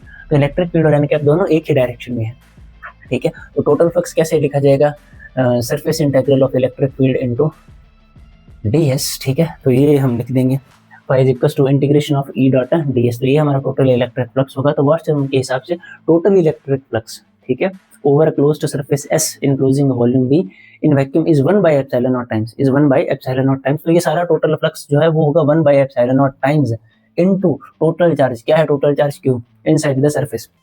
Total electric flux is 1/ε0 times total charge inside the closed surface. आप नॉर्मली कुछ याद ना रहे तो ऐसा भी कर सकते हो। आपको पता है गॉस थ्योरम बहुत ही ज्यादा जरूरी है, उसमें से कुछ ना कुछ पूछ ही लिया जाता है। फ्लक्स के यूनिट, फ्लक्स क्या था? स्केलर। फ्लक्स क्या था? स्केलर, ये याद रखना है आपको, ठीक है, भूल मत जाइएगा। फ्लक्स की यूनिट क्या थे? Newton metre square per coulomb, ये उसका फॉर्मूला आ गया। अब मान लीजिए हमें बोले कि प्रूफ करके दिखाओ गॉस थ्योरम, ठीक है, तो अब आपको क्या करना है, बस normally consider a surface S, consider a sphere S, ठीक है, हैविंग वॉल्यूम वी, ये मत लिखिएगा, चलो आप मैं और ज़्यादा आसान करता हूँ। तो कंसीडर अ, ठीक है, surface, consider a sphere having center o radius r. Let a positive charge plus q is placed on the center of a sphere. Now we want to find electric field intensity at a point p on the surface of sphere. ठीक है, इतना सब कुछ हम लिख देंगे। तो फिर इस p के सरफेस पर जो इलेक्ट्रिक फील्ड इंटेंसिटी होगी उसे हम कैसे लिखेंगे? 1/4πε0 q by r स्क्वायर लिखेंगे। अब आपको पता है अगर मैं यहाँ पर वेक्टर लगाऊंगा तो मुझे यहाँ पर आर कैप लगाना पड़ेगा, ठीक है, ये हमने कर दिया। अब नॉर्मल जो ds वेक्टर है, तो ds वेक्टर को हम कैसे लिखेंगे? उसे हम लिखेंगे ds डॉट n कैप, ठीक है। अब हम फ्लक्स लिखेंगे तो फ्लक्स कैसे लिखेंगे? E dot D S is equal to हाँ, इसकी इंटीग्रेशन ए की वैल्यू में पता है क्या है? 1/4πε0 q by R square. D S की वैल्यू में पता है क्या है? D S dot N cap. अब बचा आर कैप, यहाँ का वो इधर आ गया, एन कैप इधर आ गया, R cap dot N cap 1 होगा। 1/4πε0 q, ये दोनों तीनों है ना, आर स्क्वायर, ये सारी चीजें कांस्टेंट है। स्फीयर में रेडियस कांस्टेंट होगा, 4πε0 भी कांस्टेंट है, चार्ज भी कांस्टेंट है, तो q by 4πε0 into R square हम बाहर निकालेंगे, अंदर सिर्फ ds बचेगा, ds की इंटीग्रेशन कर देंगे। स्फीयर है जिसका रेडियस r है, तो टोटल सरफेस एरिया क्या आएगा? q by 4πε0 into R square, total surface area क्या आएगा? 4πr square. तो 4πr स्क्वायर से 4πr स्क्वायर कैंसिल, क्या आया? q by ε0। यही तो गॉस थ्योरम थी। तो इतनी ज्यादा सिंपल है, गॉस थ्योरम प्रूफ हो गई, ठीक है। इसके बाद इसकी कुछ एप्लीकेशंस है, तो जो होलो स्फीयर वाली है ना वो सबसे ज्यादा जरूरी है, होलो स्फीयर, ठीक है, होलो स्फीयर वाली एप्लीकेशन सबसे ज्यादा जरूरी है, ये कई बार एग्जाम्स में पूछी गई है, ठीक है। इसके बाद एक दो और एप्लीकेशन है देखिए मैं बस इतना बोलूंगा कि wish for best but prepare for, ठीक है, वर्स्ट। तो वर्स्ट के लिए प्रिपेयर हमें करना चाहिए कि अगर होलो स्फीयर ना आया तो इसमें और वाला आ जाएगा। हम प्रायोरिटी वाइज भी करेंगे, पर फिर भी आपको ये देख लेना चाहिए, होलो स्फीयर वाला तो देखना ही आपको चाहिए। सो बच्चों, अभी हमने ना गॉस थ्योरम जो थी वो कर ली थी और उसका प्रूफ कर लिया था। अब ना उसकी एप्लीकेशन जैसे कि मैंने आपको बताया था कि होलो स्फीयर वाली, ठीक है, और उसके बाद जैसे इन्फिनिटली लॉन्ग वायर वाली और प्लेन शीट वाली, ये आ सकती हैं। इनमें सबसे ज्यादा जरूरी ये जो स्फीयर वाली है ये है, तो हम ना इसे कर लेते हैं, हम इसे नहीं छोड़ेंगे एज इट इज। बाकी चीजों पर तो आपको वीडियोज मिल जाएंगी चैनल पर, ठीक है, डिस्क्रिप्शन में हम लिंक भी दे देंगे, पर मैं ये करवा देता हूँ आपको, ये आप लिख लो, इसकी हमें जरूरत पड़ेगी थोड़ी देर में, ठीक है, ये काफी ज्यादा जरूरी है, ये भी आप लिख लो, ठीक है, और ये भी आप लिख लो पेज पर साइड में, और मैं इसे साफ कर देता हूँ, आप ये याद रखना। और अगर इलेक्ट्रोस्टैटिक्स अच्छा हो गया हमारा तो आगे बाकी यूनिट्स भी हैं वो अच्छे हो जाएंगे हमारे, ठीक है। जैसा कि आपने बोला था कि मैं अपने हिसाब से करवा दूं, तो मैं बस आपको अपने हिसाब से करवा रहा हूँ, ठीक है। तो हाँ, जब तक मैं बोर्ड साफ करूँ तब तक आप ऐसा कीजिए कि अगर आपको वीडियो अच्छी लग रही है और समझ आ रही है, ठीक है, तो नीचे कमेंट सेक्शन में जाइए, ठीक है, और उसे थोड़ा सा स्लाइड कीजिए तो आपको हाइप का ऑप्शन मिलेगा, ठीक है, और वीडियो को हाइप कर दीजिए। और आप ऐसा 3 बार कर सकते हैं, मतलब हाइप कीजिए वीडियो को, फिर वीडियो को बंद कीजिए, काट दीजिए, यूट्यूब को भी बंद कर दीजिए, ठीक है, फिर वापस आइए, फिर दोबारा वीडियो पर जाइए, फिर आप हाइप कर सकते हैं, फिर ऐसा कीजिए, फिर आप तीसरी बार भी हाइप कर सकते हैं, तो आप 3 बार हाइप कर सकते हैं। हाइप करने से होगा क्या कि हमारी वीडियो की रीच जो है वो थोड़ी बढ़ जाएगी, ठीक है। इस वीडियो पर मत कीजिएगा हाइप, इससे पिछली वाली वीडियो है ना जो, ठीक है, 11 मिनट की, जस्ट इससे पिछली वीडियो, उसके कमेंट सेक्शन में जाकर हाइप करना है, ठीक है। और वो वीडियो ऑलरेडी 38 नंबर पर आ चुकी है लीडर बोर्ड में, मतलब देखिए पंजाब बोर्ड की एक वीडियो और पूरे इंडिया की टॉप 100 वीडियो में 38 आ चुकी है। तो आप लोगों के हाथ में है उस वीडियो को कहाँ तक लेकर जाना है आपको, ठीक है। सीबीएसई वाले बोलते हैं कि पंजाब बोर्ड, तो ठीक है ऐसे ही है, तो देखते हैं कि पंजाब बोर्ड की वीडियो कहाँ तक जाएगी। तो ये हमारा आर्टिकल है, अब ये हमें करना है गॉस थ्योरम की एक application, electric field intensity due to a uniformly charged spherical shell, ठीक है। तो हम मान लेंगे कि ये हमारा यूनिफॉर्मली चार्ज्ड स्फेरिकल शेल है, ठीक है, और इसका सेंटर जो है वो है O, और इसका रेडियस जो है वो मान लेंगे हम कैपिटल R। तो ये बात भी हमें लिखनी पड़ेगी, ठीक है। सो आपको लिखना है consider a spherical shell, consider a spherical shell of radius r with center O or having center O, with centre O और हैविंग सेंटर ओ, ठीक है। तो ये हमारा स्फेरिकल शेल आ गया। उसके बाद ना इसके सरफेस पर हमने पॉजिटिव चार्ज जो है वो यूनिफॉर्मली डिस्ट्रीब्यूट कर रखा है, ठीक है। इसके सरफेस पर हमने पॉजिटिव चार्ज जो है वो यूनिफॉर्मली डिस्ट्रीब्यूट कर रखा है, ठीक है। Let a positive charge plus Q is uniformly distributed over its surface, ठीक है। अब ये हमें लिखना है, ठीक है। इसमें हमने क्या लिख दिया कि हमारा जो स्फेरिकल शेल है उसका रेडियस जो है वो r है, कैपिटल R, उसका सेंटर O है और उसके सरफेस पर एक पॉजिटिव चार्ज जो है वो यूनिफॉर्मली डिस्ट्रीब्यूटेड है प्लस Q, ठीक है। तो यहाँ तक हमें समझ आ गया। अब क्या है कि इलेक्ट्रिक फील्ड इंटेंसिटी जब हम फाइंड करेंगे, इलेक्ट्रिक फील्ड आप पूरा लिख दीजिएगा, इंटेंसिटी, ठीक है। जब हम फाइंड करेंगे तो हमें 3 केस में देखना पड़ेगा। एक तो इस स्फीयर के बाहर किसी पॉइंट पर इलेक्ट्रिक फील्ड इंटेंसिटी कितनी है, इस स्फीयर के सरफेस पर इलेक्ट्रिक फील्ड इंटेंसिटी कितनी है और इसके अंदर इलेक्ट्रिक फील्ड इंटेंसिटी कितनी है। तो सबसे पहले हम देखेंगे आउटसाइड द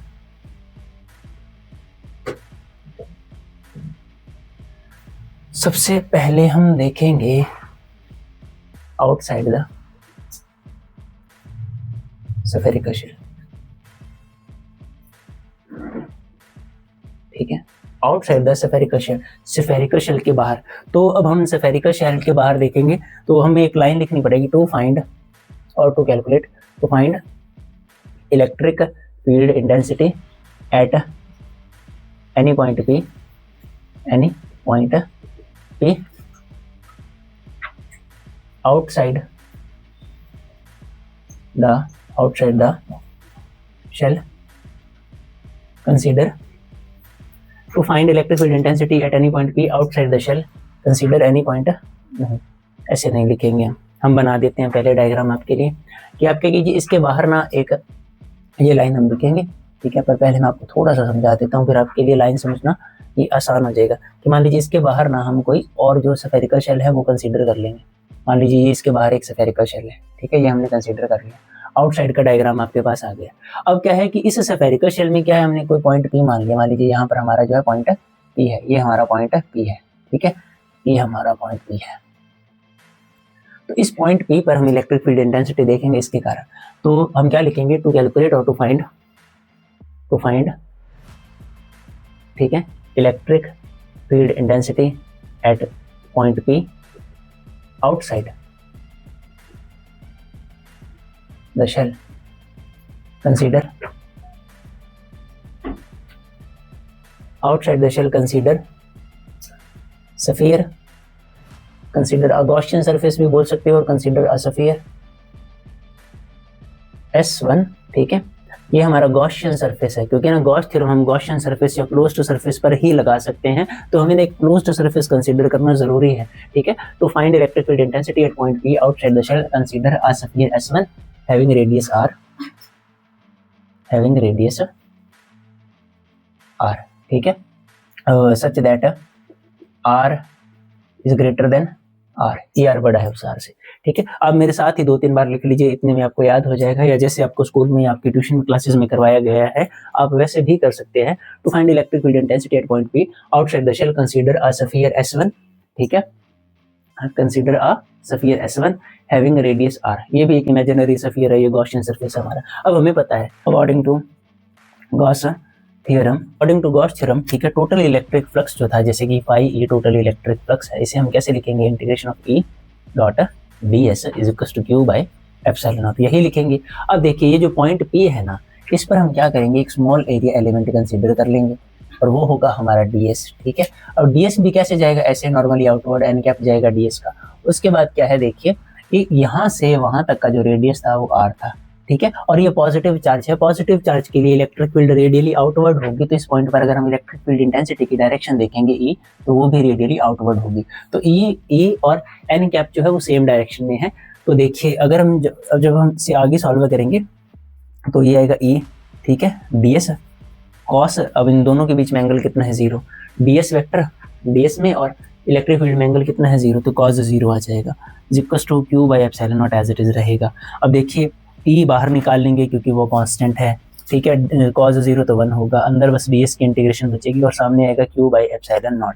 अब देखिए ये जो है ds, ठीक है, ये इस सरफेस का छोटा सा सरफेस है, ये इस एंटायर सफियर का छोटा सा सरफेस है। जब हम इसकी इंटीग्रेशन करेंगे तो सारे सरफेस का यानी कि सारे सफियर का एरिया आ जाएगा। तो सफियर का एरिया जिसका रेडियस स्मॉल r हो क्या होगा 4 pi r square equals to Q by epsilon naught, ये आएगा। तो इलेक्ट्रिक फील्ड की वैल्यू क्या आ जाएगी Q by 4 pi epsilon naught into r square, ठीक है, which is same as produced by a point charge placed at centre, ठीक है। अगर कोई पॉइंट चार्ज सेंटर पर होता तो वो भी सेम ही इसी तरह से इलेक्ट्रिक फील्ड प्रोड्यूस करता। तो ये हमें समझ आ गया आउटसाइड द शेल। बाकी आप इसमें ऐड कर लेना और जैसा आपको लिखाया गया है, पर मैथमेटिकल एक्सप्रेशन डायग्राम तो यही होगा। ये लाइंस थोड़ी बहुत चेंज होंगी, वो भी आप एज इट इज लिख सकते हो, ठीक है। इसके बाद देखिए, ठीक है, इसके बाद देखिए कि क्या है, यहाँ तक आगे वो लाइन अगर लिखना चाहो कि which is same as produced by this electric field is same as produced by a point charge placed at center, तो लिख लो वरना मत लिखो, कोई बात नहीं, 5 नंबर में आएगा, इसीलिए थोड़ा सा लिखना हमें पड़ता है इसमें।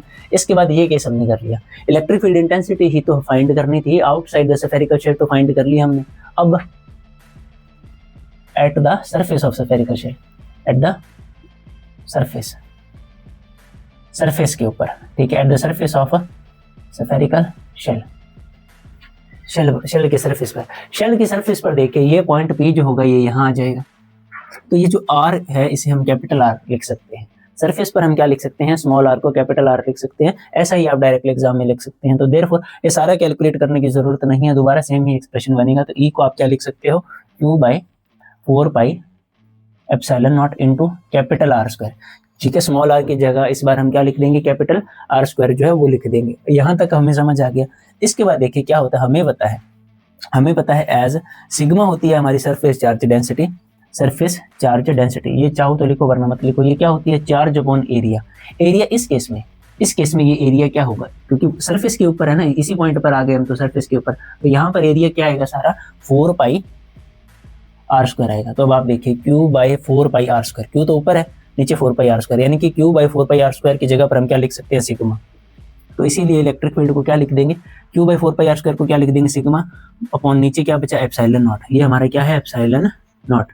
क्या नाम था एप्सिलॉन नॉट का, absolute electrical permittivity of free space. और इसकी वैल्यू क्या थी, 8.85 into 10 raise to the power -12 coulomb square per newton per metre square, ठीक है। तो होप आपको ये याद है। 1/4 पाई एप्सिलॉन नॉट की वैल्यू क्या थी, 9 into 10 raise to the power 9 newton metre square per coulomb square. तो ये आप देख लीजिएगा, ये दूसरा रिजल्ट आ गया हमारा। अब इसके बाद बचेगा तीसरा रिजल्ट, ठीक है। तीसरा रिजल्ट क्या होगा आप खुद बताइए, इनसाइड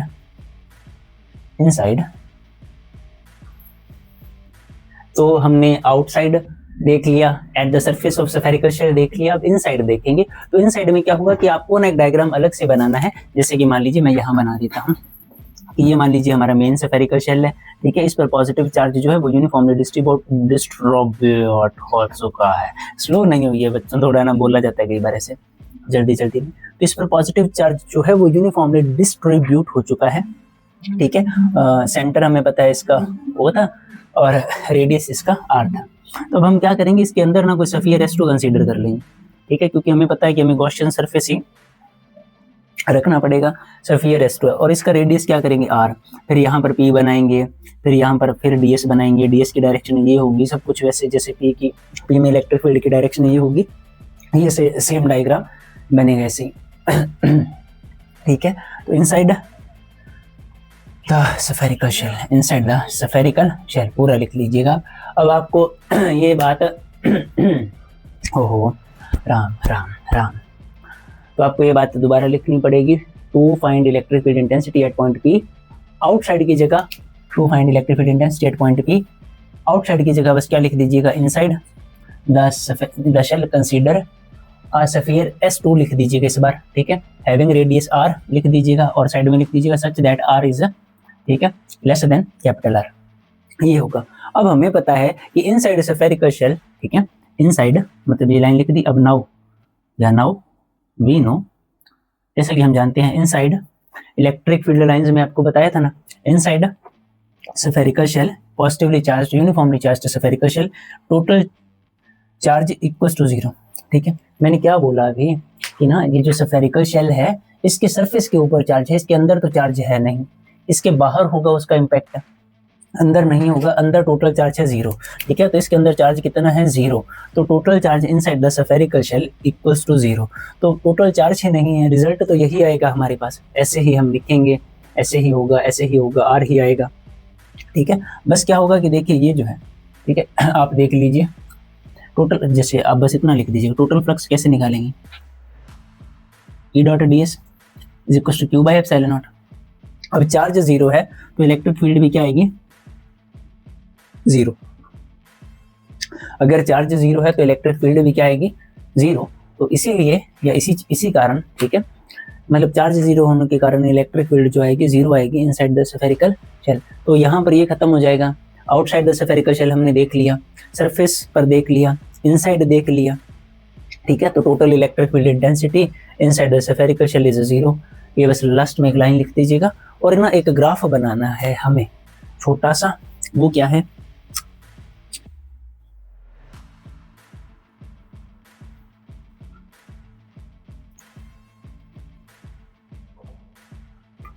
अब हमें ग्राफ बनाना है छोटा सा, वो क्या है कि जैसे देखिए, ठीक है, ये है इलेक्ट्रिक फील्ड, इलेक्ट्रिक फील्ड मान लीजिए ऐसे इंक्रीज करेगी, और ये है रेडियस आर, ये मान लीजिए ऐसे इंक्रीज करेगा, आर स्मॉल आर मान लीजिए डिस्टेंस है, ठीक है, पॉइंट पी का डिस्टेंस।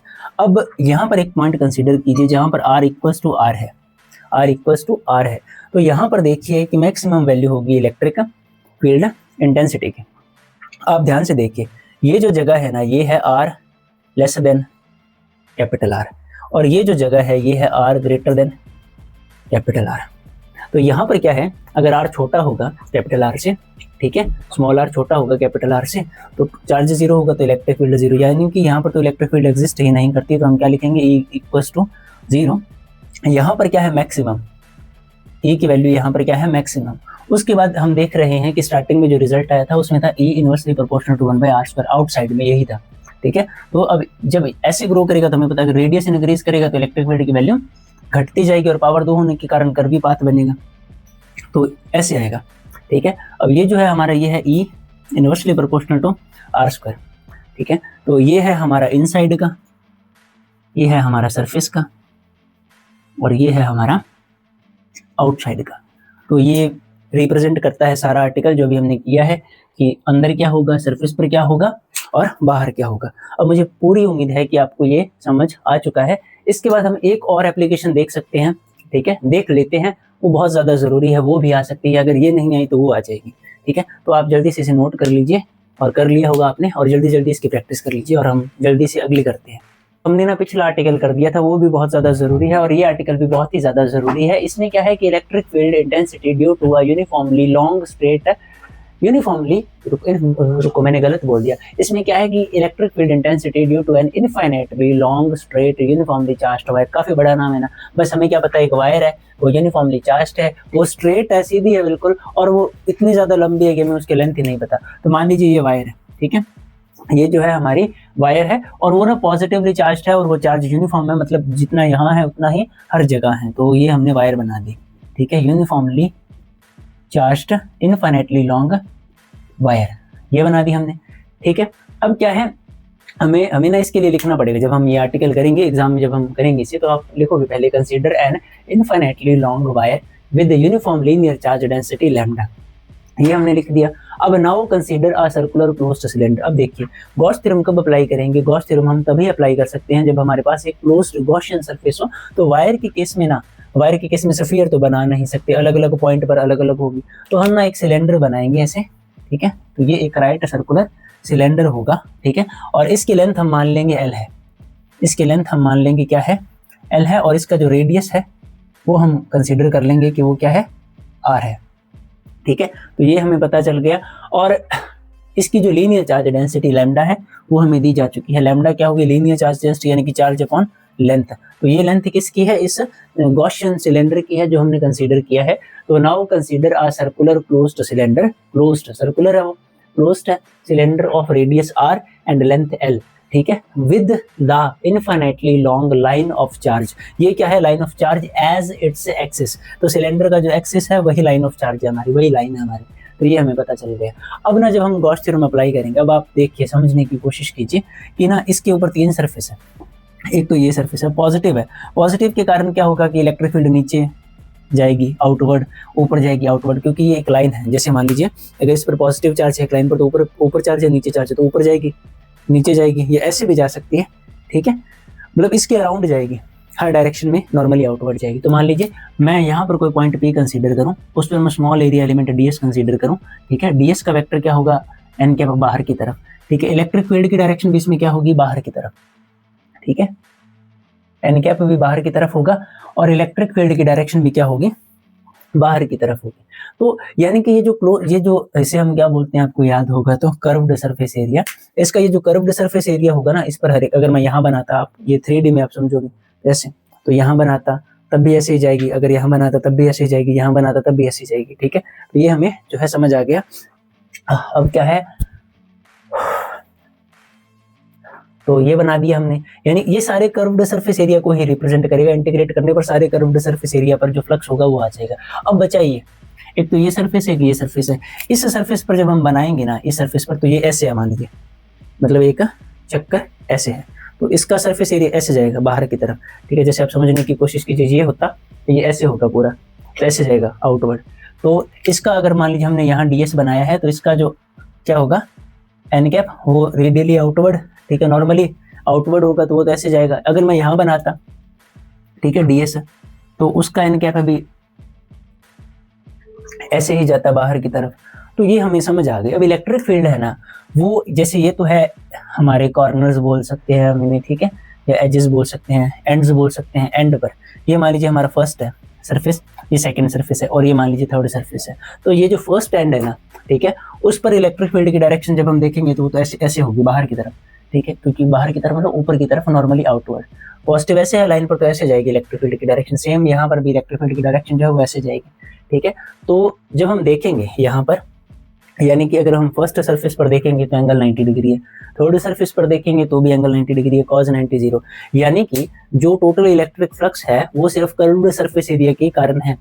आप लिख देना एक लाइन की, जो टोटल इलेक्ट्रिक फ्लक्स है ना वो किसके कारण है, बस कर्व्ड सरफेस एरिया के कारण है, ठीक है। So the total electric flux is only due to curved surface area, ठीक है, there is no contribution of ends, okay.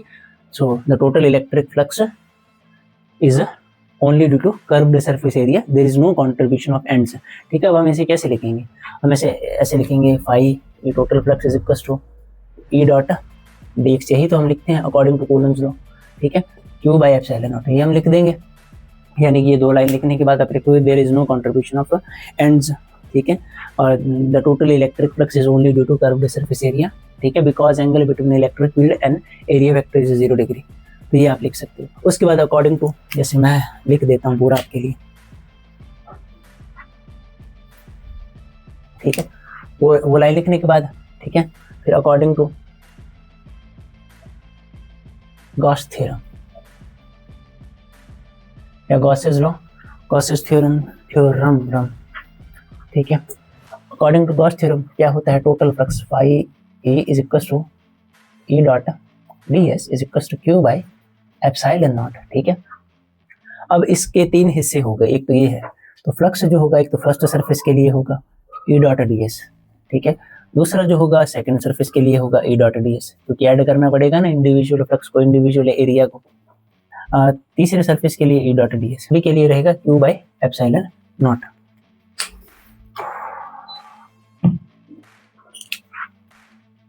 तो ये सभी के लिए रहेगा Q बाय एप्सिलॉन नॉट।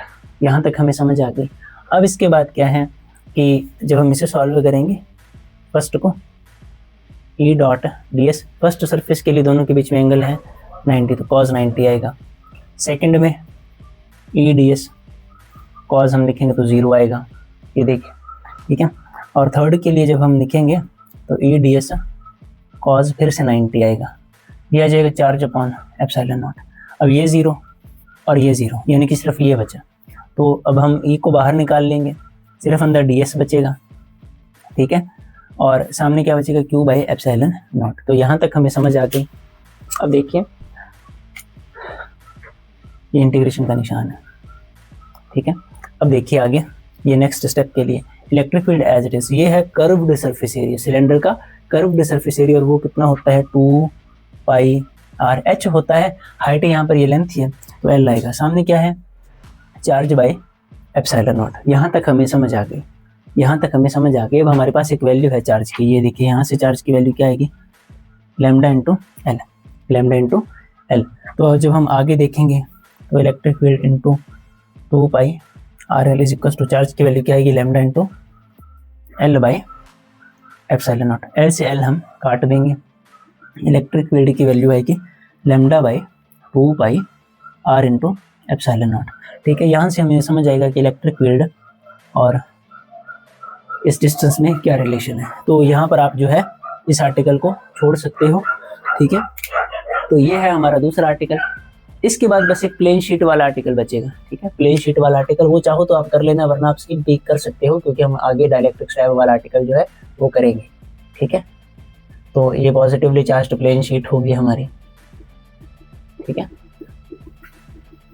ऐसे।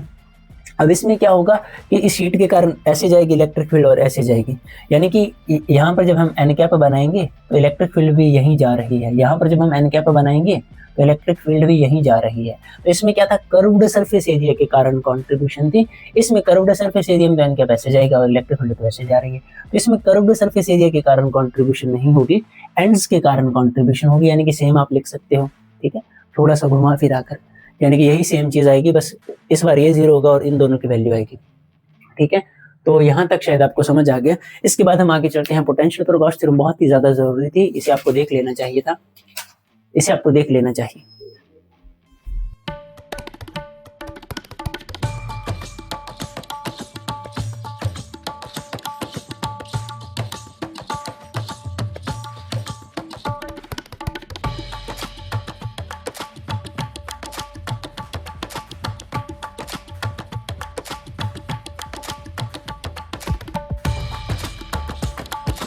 अब हम आ चुके हैं पोटेंशियल के ऊपर, और ये भी काफ़ी ज़्यादा ज़रूरी है। तो इलेक्ट्रिकल या इलेक्ट्रोस्टैटिक पोटेंशियल हम बोलेंगे, इलेक्ट्रोस्टैटिक पोटेंशियल डिफरेंस या इलेक्ट्रोस्टैटिक पोटेंशियल एनर्जी।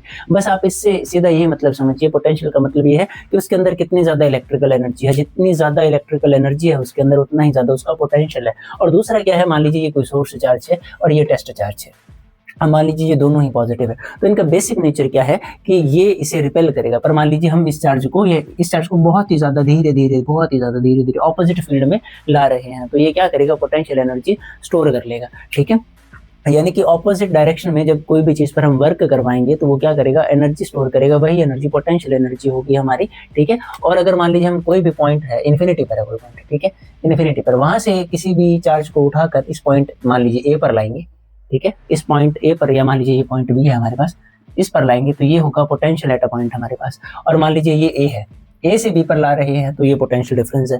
जितना हम पास आएंगे ना उतना ज्यादा पोटेंशियल इंक्रीज होगा। अगर आपको समझ नहीं आ रही तो मैं बस आपको बताता हूँ। जैसे मान लीजिए यहाँ पर नीचे कोई व्यक्ति सो रहा है, ठीक है, और वो आपका जानी दुश्मन है। ठीक है, वैसे तो दुश्मनी नहीं करनी चाहिए हमें, पर मान लीजिए आपके पास ईंट है, ठीक है, और आप क्या करोगे, यहाँ से, ठीक है, ईंट को नीचे छोड़ दोगे तो उसे लगेगी। अब मान लीजिए आप ईंट को थोड़ा सा और ऊपर लेकर जाओगे, फिर छोड़ोगे, फिर उसे और ज्यादा बुरी तरह लगेगी। अगर आप इसे और ज्यादा ऊपर लेकर जाओगे, फिर ईंट को छोड़ोगे तो और ज्यादा बुरी तरह लगेगी। ठीक है, ये तो हमने आपको गंदी एग्जांपल दे दी, हार्मफुल एग्जांपल है ये, हार्मफुल। ठीक है, ऐसा करना नहीं आपको समझाने के लिए, क्योंकि आप ऐसी चीजों को ज्यादा ध्यान से सुनते हो और समझते हो। ठीक है, अटेंशन इंक्रीज हो जाती है आपकी। तो ये बस आपको समझाने के लिए कि ग्रेविटी नीचे आना चाहती है, इस चीज को नीचे लाना चाहती है, पर हम इस पर ऑपोजिट वर्क कर रहे हैं, तो इसके अंदर एक एनर्जी स्टोर हो चुकी है। वही हमारे पास क्या है, ग्रेविटेशनल पोटेंशियल एनर्जी है। और यहाँ पर जो होगी वो इलेक्ट्रोस्टैटिक पोटेंशियल एनर्जी होगी, यानी कि ऑपोजिट डायरेक्शन में वर्क करने पर। मतलब ये तो उसे इस तरफ लेकर जाना चाहता है, पर ये इधर आ रहा है। ठीक है, ऑपोजिट आ रहा है तो पक्का इसने एनर्जी स्टोर की होगी, वही होगी हमारी इलेक्ट्रोस्टैटिक पोटेंशियल एनर्जी। और इन दोनों पॉइंट्स के बीच में पोटेंशियल का डिफरेंस है, यहाँ पर कम है, यहाँ पर ज्यादा है, तो ये पोटेंशियल डिफरेंस है। इन्फिनिटी से किसी पॉइंट पर लाएंगे वो पोटेंशियल एट अ पॉइंट है। तो पोटेंशियल का नॉर्मल फॉर्मूला जो है V = वर्क अपॉन चार्ज होगा। पर अगर हम पोटेंशियल डिफरेंस की बात करेंगे, डेल्टा V की, तो वो आएगा work done from A to B। ठीक है, A to B अपॉन, मान लीजिए वो टेस्ट चार्ज हमारा Q0 है, तो Q0 = potential at B minus potential at A। ठीक है, ए से बी जाएंगे, ए का पोटेंशियल कम है, बी का ज्यादा है, बी की तरफ गए हैं, तो चेंज इन पोटेंशियल या टोटल पोटेंशियल डिफरेंस कैसे आएगा, वी बी माइनस बी ए करके। वर्क हमने कहाँ से कहाँ तक किया, ए से बी तक क्यू नॉट चार्ज को मूव करवाने में, तो ये पोटेंशियल डिफरेंस है। अब मान लीजिए ए की जगह हम इन्फिनिटी से लाएंगे इसे, इन्फिनिटी से बी तक, तो डेल्टा बी क्या आएगा, work done from infinity to B Q naught equals to V B minus V infinity आएगा। और कोई भी पॉइंट अगर इन्फिनिटी पर है ना तो उसका पोटेंशियल जीरो होगा, ठीक है, तो ये तो फिर जीरो होगा, तो डेल्टा वी क्या आ जाएगा, work done from infinity to B upon Q naught is equals to V B आ जाएगा, ठीक है। तो ये पोटेंशियल एट अ पॉइंट आ गया, ये पोटेंशियल डिफरेंस आ गया। अब मान लीजिए अगर मैं वर्क को यहीं पर रखूं, इसे उस साइड ले जाऊं, तो वर्क को हम क्या लिख सकते हैं, potential into charge, potential into charge. तो ये वर्क जो है ये पोटेंशियल एनर्जी की फॉर्म में स्टोर होगा, ठीक है। तो वर्क को हम पोटेंशियल एनर्जी इस तरह से लिख सकते हैं। तो ये बेसिक था, समझ आए तो बहुत ही ज्यादा अच्छी बात है, ना आए तो भी कोई बात नहीं। अब जो वर्क है, ठीक है, ये तो अब जो पोटेंशियल है ना, तो पोटेंशियल की जो इलेक्ट्रोस्टैटिक पोटेंशियल, ठीक है, इसके यूनिट क्या होंगे, वोल्ट, इसके यूनिट क्या होंगे, वोल्ट, ये हमें याद रखने हैं। चार्ज के क्या थे, कूलम, चार्ज क्या था, स्केलर, ठीक है। उसके बाद इलेक्ट्रिक फील्ड के क्या थे, न्यूटन पर कूलम, और वो क्या था, वेक्टर। और इसके बाद पोटेंशियल आया, पोटेंशियल फ्लक्स देख लिया था, फ्लक्स के यूनिट क्या थे, Newton metre square per coulomb, ठीक है। और फ्लक्स क्या था, स्केलर। इलेक्ट्रिक डायपोल देखा था, वो एक vector quantity, electric dipole moment देखी थी, वो वेक्टर क्वांटिटी थी, उसके यूनिट क्या थे, कूलम मीटर, ठीक है। और डायरेक्शन क्या थी, negative to positive. Electric field line देख ली थी हमने, ये सारी बातें कर ली। वोल्ट की क्या है, पोटेंशियल, ओहो उल्टा करती है, पोटेंशियल की क्या है, यूनिट है, वोल्ट है। पोटेंशियल भी क्या है, स्केलर, क्योंकि वर्क भी स्केलर है और चार्ज भी स्केलर है, तो पोटेंशियल भी क्या है, स्केलर, ठीक है। वैसे हम वोल्ट को क्या लिख सकते हैं, जाउल पर कूलम, जाउल पर कूलम भी लिख सकते हैं। अब एक छोटी सी डेरिवेशन जो आगे बहुत ही ज्यादा काम आएगी हमें, वो क्या है कि देखिए, जो पोटेंशियल है उसे वर्क अपॉन चार्ज लिखा जा सकता है, टेस्ट चार्ज। वर्क को क्या लिख सकते हैं, फोर्स इनटू डिस्प्लेसमेंट, या हम मान लीजिए ये डिस्टेंस आर मानेंगे तो आर लिख सकते हैं, अपॉन क्या लिख सकते हैं, Q naught, V is equal to F upon Q naught, क्या होगा, electric field into R, electric field into R. तो यहाँ से हम पोटेंशियल ग्रेडियंट भी बना सकते हैं, वी बाई आर। और दूसरा ये फॉर्मूला बस हमें याद रखना है कि पोटेंशियल को हम इलेक्ट्रिक फील्ड इनटू आर भी लिख सकते हैं, पोटेंशियल को हम क्या लिख सकते हैं, electric field into R, R यानी कि डिस्टेंस। तो यहाँ तक हमें समझ आ गया। अब इससे ना इलेक्ट्रिक फील्ड के और यूनिट बने, एक फॉर्मूला तो ये है इलेक्ट्रिक फील्ड का, तो इलेक्ट्रिक फील्ड का इससे तो जो यूनिट बनेगा वो होगा न्यूटन पर कूलम, इससे जो यूनिट बनाएंगे वो है वोल्ट पर मीटर, वोल्ट पर मीटर। तो ये भी पूछा जा सकता है कई बार एग्जाम्स में हमें, ठीक है। और यहाँ से पोटेंशियल एनर्जी का जो हम फॉर्मूला क्या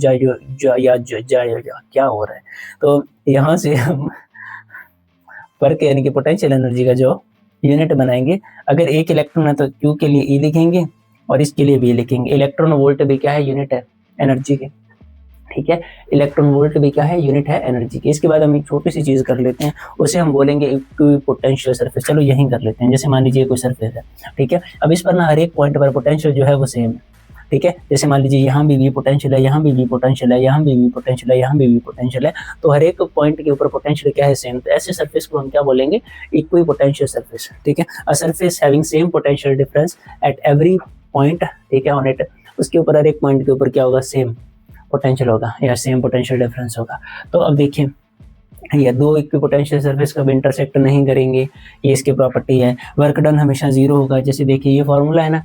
अब इस पॉइंट पर मान लीजिए ये ए है और ये बी है, मान लीजिए ए पॉइंट था और ये बी पॉइंट था, अगर मैं ये चीज़ इस पर अप्लाई करूँ तो V B minus V A जब हम करेंगे तो हमें पता है ये और ये तो इक्वल होगा, क्योंकि इक्विपोटेंशियल सरफेस है, तो ये क्या आ जाएगा, जीरो। तो फिर क्यू नॉट उधर जाकर मल्टीप्लाई करके जीरो, तो वर्क क्या आ जाएगा, जीरो। यानी कि वर्क डन होगा ना हमेशा वो क्या रहेगा, जीरो रहेगा। किसमें, इक्विपोटेंशियल सरफेस में। तो ये दो तीन प्रॉपर्टीज है इक्विपोटेंशियल सरफेस की, ये हमें देख लेनी चाहिए। इक्विपोटेंशियल सरफेस भी हमें थोड़ा देख लेना चाहिए, कई बार आ जाता है, आया भी हुआ है कई बार ये। अब हम आगे चलते हैं, इंपॉर्टेंट टॉपिक है हमारे पास, वो है आप सबका प्यारा कैपेसिटेंस। शायद ही कोई बच्चा होगा जिसने डाइलेक्ट्रिक स्लैब का नाम ना सुना हो। अगर आपने अभी तक जिंदगी में डाइलेक्ट्रिक स्लैब का नाम नहीं सुना तो आपका नॉन मेडिकल रखना ही व्यर्थ गया, ठीक है। तो हमने धरती पर अवतार इसीलिए लिया है, अवतार हम सब ने धरती पर जन्म इसीलिए लिया है कि हम सब डाइलेक्ट्रिक स्लैब कर पाए, ठीक है। तो बहुत ही ज़्यादा है ना इंपॉर्टेंट और फेवरेट आर्टिकल होता है बच्चों का, डाइलेक्ट्रिक्स वाला, उसी में आएगा। कैपेसिटेंस क्या है, जैसे मान लो कंडक्टर होता है हमारे पास, तो कंडक्टर ही कैपेसिटर है। बस मान लीजिए कोई कंडक्टर जिसकी इलेक्ट्रिकल एनर्जी को स्टोर करने की स्ट्रेंथ ज़्यादा हो, कैपेसिटी ज़्यादा हो, उसे हम क्या बोलते हैं, कैपेसिटर बोलते हैं। कैपेसिटेंस क्या है, कैपेसिटेंस ना एक प्रॉपर्टी है कंडक्टर की, जिसके कारण वो इलेक्ट्रिकल एनर्जी को क्या करेगा, स्टोर करेगा। क्योंकि हम सारी चीज़ों को एनर्जी के टर्म में ही देखेंगे ना, करंट वगैरह ये सारी चीज़ें हमारे लिए क्या है, चार्ज, फोर्स वगैरह ये सब हमारे लिए क्या है, इलेक्ट्रिकल एनर्जी, ठीक है। और इसका फॉर्मूला होता है, और दूसरा ना जैसे ऐसा भी है कि जितना ज़्यादा पोटेंशियल होगा उतना ज़्यादा चार्ज होगा, या जितना ज़्यादा चार्ज होगा उतना ज़्यादा पोटेंशियल होगा। तो Q is directly proportional to V होता है। प्रोपोर्शनलिटी साइन हटाने पर CV आता है। C आता है आपके पास, C कांस्टेंट है वैसे तो, पर इसी को हम बोलते हैं कैपेसिटेंस। कैपेसिटेंस, ठीक है, कैपेसिटेंस। और अच्छी बात, जल्दी जल्दी कर लेते हैं, ये स्केलर है, ठीक है। इसके यूनिट फैरेड है। इसकी यूनिट क्या है, फैरेड। कई इसे फैराड बोल देते हैं, हम तो फैरेड ही बोलते हैं, ठीक है। कैपिटल F इसका सिंबल है, आप सबको आता होगा, ठीक है। और ये काफी बड़ा यूनिट है, तो हम नॉर्मली क्या यूज करते हैं, माइक्रो फैरेड। एक माइक्रो फैरेड यानी कि 10⁻⁻⁶ फैरेड, ठीक है। तो एक micro farad is equal to 10⁻⁻⁶ farad, यानी कि माइक्रो फैरेड काफी छोटा यूनिट है, तो हम यही यूज करते हैं ज्यादा। और ये जो है ये काफी बड़ा यूनिट है, ठीक है, फैरेड। तो ये बेसिक बात थी। अब इस पर क्या करें ना, मैंने आपको इसका बेसिक तो समझा दिया। अब इसका प्रिंसिपल आता है, जैसे मान लीजिए कैपेसिटर है, कई तरह के होते हैं, हम तो ज़्यादातर पैरेलल प्लेट कैपेसिटर करेंगे ना, तो 2 पैरेलल प्लेट्स होंगी मान लीजिए ऐसे, ठीक है। और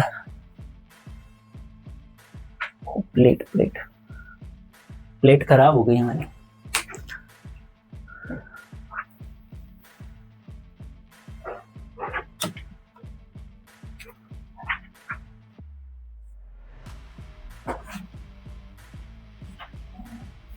ठीक है। ये मान लीजिए 2 प्लेट्स है हमारी, ठीक है। हम इसे क्या करेंगे, चार्ज कर देंगे इसे, ठीक है। कोई बैटरी से कनेक्ट कर देंगे और उसके जो है अर्थिंग कर देंगे, ये आपको पता ही था, ठीक है। यहाँ पर मान लीजिए पॉजिटिव चार्ज होगा काफ़ी ज़्यादा, पॉजिटिव पोटेंशियल देंगे इस प्लेट के, इस तरफ क्या आ जाएगा, काफ़ी सारा पॉजिटिव चार्ज आ जाएगा।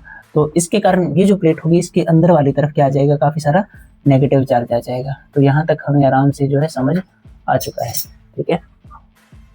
तो इस पर जो एक्स्ट्रा पॉजिटिव चार्ज होगा वो ग्राउंडिंग के कारण नीचे चला जाएगा। इनके बीच में जो डिस्टेंस होगा वो D होगा, इस प्लेट का एरिया A होगा। तो ये आपको समझाने के लिए था। बेसिकली हम जो डायग्राम बनाएंगे वो ऐसे बनाएंगे कि ये पहली प्लेट है, खुश हो गए ना आप, ये डायग्राम आ गया आपका, ठीक है। तो यहाँ पर आएगा पॉजिटिव चार्ज, ठीक है। यहाँ पर क्या आएगा, नेगेटिव चार्ज आएगा। अर्थिंग करके एक्स्ट्रा पॉजिटिव चार्ज हमने जमीन को दे दिया ग्राउंडिंग करके। ये D होगा, इस प्लेट का एरिया A होगा, ये आपको समझाने के लिए कि एरिया A कैसे होगा प्लेट का, ऐसे, ठीक है। तो ये हमें समझ आ गई। अब हमारे पास क्या है, ठीक है, हमारे पास क्या, जैसे एक सफियर की, एक कंडक्टर की, एक सफियर की, एक कंडक्टिंग सफियर जो है उसकी कैपेसिटी निकालने के लिए बोल दी, मान लीजिए ये है, ठीक है। इसके पास पोटेंशियल हमने V दे रखा है, चार्ज Q दे रखा है, इसका रेडियस है R, इसका सेंटर है O, आप समझ लीजिए आपको समझाने के लिए। तो अब क्या होगा, कैसे होगा कि जब हम जैसे कि पोटेंशियल की वैल्यू लिखेंगे, तो पोटेंशियल मैं आपको निकाल के दिखाता हूँ। जैसे पोटेंशियल को हम क्या लिखेंगे, इलेक्ट्रिक फील्ड इंटू R लिखेंगे ना। अभी थोड़ी सी देर पहले यहाँ पर हमने फॉर्मूला बनाया था, इलेक्ट्रिक फील्ड की वैल्यू में पता है 1/4πε0 Q/r² इंटू R, तो है तो R से R काट देंगे तो V बनेगा 1/4πε0 Q/r।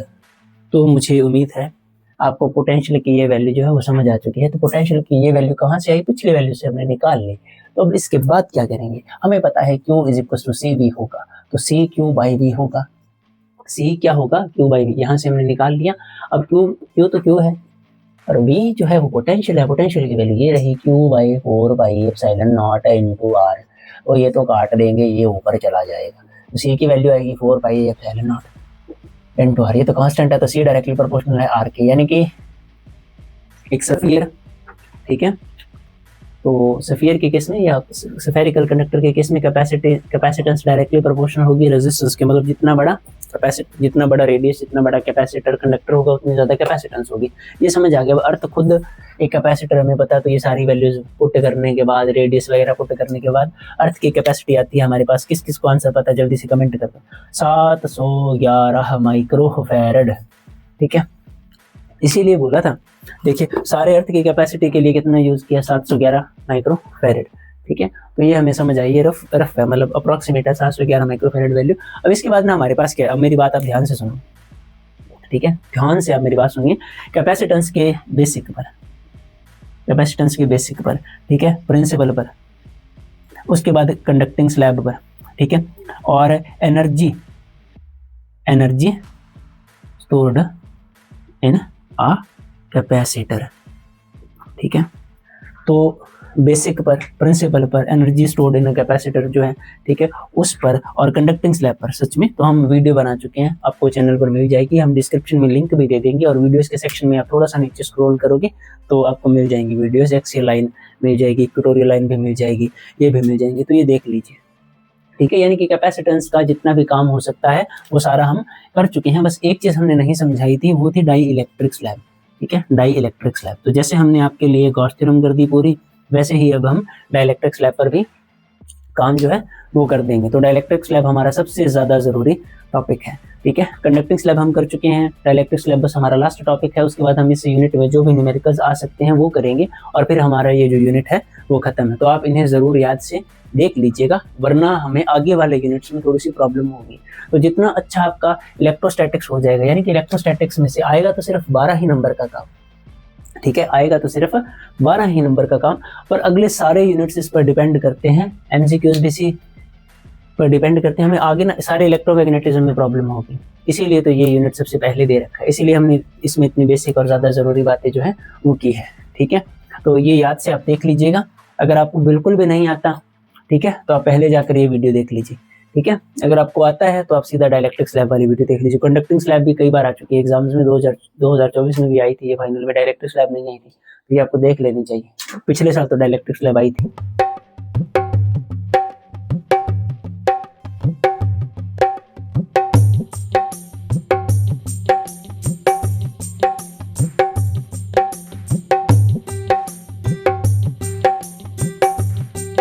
बच्चों, अब हम आ चुके हैं बहुत ही ज़्यादा ज़रूरी टॉपिक पर, या बहुत ही ज़्यादा ज़रूरी आर्टिकल पर। वो है हमारा capacitance of a parallel plate capacitor having a dielectric slab, dielectric slab, ठीक है। तो इसमें जैसा कि पिछले आर्टिकल्स आपने देख लिए होंगे, मैंने अभी आपको बताया था कि हमारे पास ये एक कैपेसिटर होगा, ठीक है, और इस कैपेसिटर में, ठीक है, ये जो डिस्टेंस होगा प्लेट्स के बीच में वो होगा डी, ठीक है। इस प्लेट का एरिया जो है वो होगा ए, और यहाँ पर होगा पॉजिटिव चार्ज, पॉजिटिव चार्ज, और यहाँ पर होगा नेगेटिव चार्ज, ठीक है। और इसके बीच में हम रखेंगे एक डाई इलेक्ट्रिक स्लैब, ठीक है, और इस डाइलेक्ट्रिक स्लैब की जो थिकनेस होगी वो होगी टी। यहाँ तक हमें आराम से समझ आ चुका है। अब देखिए, अब आपको ना लिखना होगा, जैसे consider a parallel plate capacitor, ठीक है, having a dielectric slab of thickness T, let D be the distance between plates of capacitor and A be the area of each plate. तो ऐसी बातें आपको जो है वो लिखनी होंगी, या जो स्कूल में आपके टीचर ने आपको लिखाया है, मतलब 2-3 बातें जो लाइनें हम लिखेंगे consider a parallel plate capacitor वाली, वो आपको लिखनी है एज इट इज, ठीक है। जो मैंने बोला वो आप बैक जाके थोड़ा सा वीडियो को स्लो करके लिख सकते हो, ठीक है। इसके बाद क्या होगा, हमें पता है अगर ये डाइलेक्ट्रिक स्लैब ना होती तो कैपेसिटेंस क्या होती है, कैपेसिटर की सी नॉट, वो हम लिखते हैं epsilon naught A by D, ये वैल्यू आती है, ठीक है। अब उसके बाद क्या है, हमें पोटेंशियल कैलकुलेट करना होगा। अब ना इसके बीच जो, इन प्लेट्स के बीच में जो पोटेंशियल होगा वो कैसे लिखेंगे, पोटेंशियल का फॉर्मूला क्या था, इलेक्ट्रिक फील्ड इनटू डिस्टेंस, या ठीक है, इलेक्ट्रिक फील्ड इनटू डिस्टेंस ही था, तो पोटेंशियल, ठीक है। अब देखिए, हमारे पास जो मेन इलेक्ट्रिक फील्ड है हमारी, वो है ई नॉट, ये जो फील्ड है, इसके बाहर जो फील्ड एग्जिस्ट कर रही है वो है ई नॉट, ठीक है। ए नॉट हमारी इलेक्ट्रिक फील्ड है। अब ये एक डाइलेक्ट्रिक स्लैब है, अगर ये कंडक्टिंग स्लैब होती तो इसके अंदर जो फील्ड होती वो होती 0, और ये एक डाइलेक्ट्रिक स्लैब है, मतलब इसके अंदर ना ऐसे डाइलेक्ट्रिक्स हैं, एक तरफ नेगेटिव चार्ज है, एक तरफ पॉजिटिव चार्ज है। तो क्या होगा, सारे नेगेटिव चार्ज जो है वो पॉजिटिव की तरफ आ जाएंगे, मतलब यहाँ पर सारा क्या होगा, नेगेटिव चार्ज जो है वो आ जाएगा, ठीक है, और यहाँ पर सारा पॉजिटिव चार्ज जो है वो आ जाएगा। तो ये हमें समझ आ गई, ठीक है। अब क्या है, इसके अंदर एक फील्ड बनेगी, तो वो होगी पोलराइज्ड इलेक्ट्रिक फील्ड, ईपी हम उसे बोलेंगे, ठीक है। अब इस फील्ड के बनने का कारण ये फील्ड है, ठीक है, इस फील्ड के बनने का कारण ये फील्ड है, तो ये फील्ड ज़्यादा स्ट्रॉन्ग होगी, यानी कि ये जो हमारे पास ए नॉट है ना, ए नॉट है वो काफ़ी ज़्यादा स्ट्रॉन्ग है इन कंपेरिजन ऑफ ईपी, ठीक है। तो अब इसके अंदर क्या होगा, मतलब मान लीजिए 2 वेक्टर है, ईपी ऐसे आना चाहता है, ई नॉट ऐसे जाना चाहता है, ई नॉट स्ट्रॉन्ग है तो ऐसे ही जाएगी, मतलब इसके अंदर जो फील्ड होगी उसकी वो ऐसे ही जाएगी, और उसकी वैल्यू, उसे हम ई बोलेंगे, उसकी वैल्यू क्या आएगी, E naught minus E P. Strong में से वीक को माइनस कर देंगे। जैसे आप ऐसा समझिए, ई पी इस तरफ जाना चाहता है, ई पी 5 यूनिट के फोर्स के साथ, और ई नॉट उस तरफ जाना चाहता है, ठीक है, 20 यूनिट के फोर्स के साथ, तो ई ही जाएगा उस तरफ, और वो क्या आएगा, 15 यूनिट आएगा। कैसे है, E naught minus E P करके। तो ये हमें समझ आ चुका है, काफ़ी आसान है, ठीक है। अब देखिए, ठीक है, जो पोटेंशियल होगा,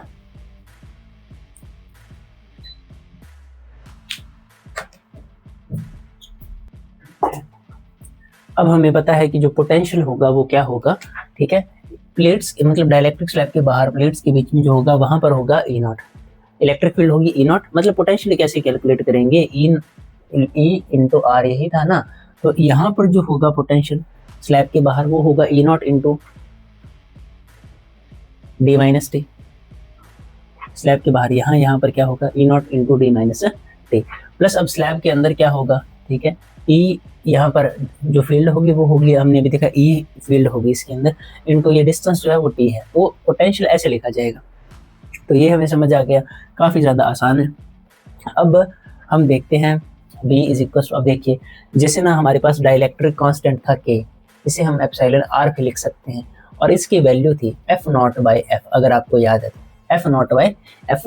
अब ना ऊपर आप Q नॉट से डिवाइड करवा दीजिए और नीचे Q नॉट से डिवाइड करवा दीजिए, तो आपको क्या मिलेगा, आपको मिलेगा ऊपर ई नॉट नीचे ई, मीडियम में ऊपर वैक्यूम में। तो डाइलेक्ट्रिक कांस्टेंट जो है उसकी वैल्यू होती है E naught by E, electric field में। अब ई की वैल्यू अगर हम निकालेंगे तो क्या आएगा, ई नॉट बाई के, ये आपके सामने ई नॉट बाई के। तो ये ई नॉट एज इट इज, यहाँ पर आया डी माइनस टी, प्लस इस ई को क्या लिखेंगे हम, ई नॉट बाई के इंटू टी। अब हम क्या करेंगे, ई नॉट बाहर निकाल लेंगे। अब यहाँ पर क्या आएगा, D minus T plus T by के, ये आ जाएगा। होप आपको यहाँ तक समझ आया, ये पोटेंशियल आ गया। अब इसके बाद एक और चीज़ आती है हमारे पास, जो इलेक्ट्रिक फील्ड है उसे हम लिख सकते हैं सिग्मा, यानी कि surface charge density upon epsilon naught, ठीक है। अब ये जो सरफेस चार्ज डेंसिटी है इसे हम लिख सकते हैं charge upon area into epsilon naught, ठीक है। इलेक्ट्रिक फील्ड को अब हम क्या लिख सकते हैं, Q by A epsilon not, यहाँ क्या बचा, D minus T plus T by के। तो पोटेंशियल की वैल्यू जो है वो हमें मिल गई। अब इसके बाद क्या है, ये रफ वर्क था आपको समझाने के लिए, आप एक्स्ट्रा चाहो तो कर लेना नोट, वरना कोई बात नहीं। अब देखिए हमें पता है कि कैपेसिटेंस जो है, as we know capacitance Q is equal to CV, ठीक है, ये हमें पता है। अब देखिए हमारे पास Q की वैल्यू है, Q को एज इट इज रखेंगे, C को एज इट इज रखेंगे, B की वैल्यू है Q by A epsilon not D minus T plus T by के। अब Q से Q काट देंगे, इसे इस तरफ ले आएंगे, एप्सिलॉन नॉट ए ऊपर, नीचे आएगा D minus T plus T by, ये वैल्यू होगी किसकी, सी की। तो ये है capacitance of a parallel plate capacitor with dielectric slab. अब इसमें क्या है, ई, अब आप देखिए नीचे से डी निकाल लीजिए आप, एप्सिलॉन नॉट ए बाई, यहाँ से अगर हम डी निकालेंगे, जैसे अब आराम से थोड़ा सा मैं आपको समझाऊँ, यहाँ पर समझा देता हूँ, चलिए यहीं पर समझा देता हूँ। C is equal to epsilon naught A by, मान लीजिए इन दोनों में से ना पहले क्या कीजिए, माइनस टी निकाल लीजिए। मैंने माइनस टी निकाला, यहाँ से माइनस टी गया तो यहाँ पर तो प्लस का 1 बचा, यहाँ से माइनस गया तो माइनस रह गया, टी गया तो 1 रह गया, के तो नीचे था ही, इसे अंदर मल्टीप्लाई करवाओ, minus T minus minus plus T by के आ जाएगा। तो ये आ गया। अब एक वैल्यू तो ये बची और एक वैल्यू ये बची, ये दोनों मल्टीप्लाई में, तो ये एक ही चीज़ है।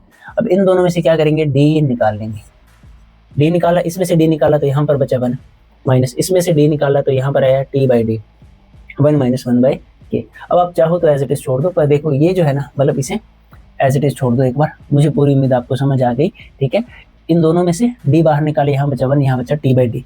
अब सी जो है वो क्या आएगा, सी नॉट, सी जो है वो क्या आएगा, C naught by 1 minus T by D, 1 minus 1 by T. तो ये है हमारी capacitance of a parallel plate capacitor की कैपेसिटेंस, ठीक है। सी नॉट लाना जरूरी है, ये नॉर्मल पैरेलल प्लेट कैपेसिटर की कैपेसिटेंस होती है। इसी से हमें पता चलेगा कि डाइलेक्ट्रिक स्लैब रखने से इंक्रीज हुई है या डिक्रीज हुई है, ठीक है। तो आप सबको कोई डाउट नहीं होगा इन सब चीज़ों में। अब मान लीजिए एक स्पेशल केस, अब एक स्पेशल केस आता है हमारे पास, वो क्या है कि मान लीजिए अगर ये थिकनेस टी डी के बराबर होती, मतलब डाइलेक्ट्रिक स्लैब पूरी इसके अंदर फिट आ जाती, तो स्पेशल केस में होगा T is equal to D. If T is equal to D, तो इसमें हम T is equal to D put कर देंगे, तो C is equal to C naught by 1 minus T by T आया, या डी बाई डी कर दो। 1 माइनस 1/k। अब c is equal to c0 1 minus, अब ये 1 है, t/t क्या बना 1।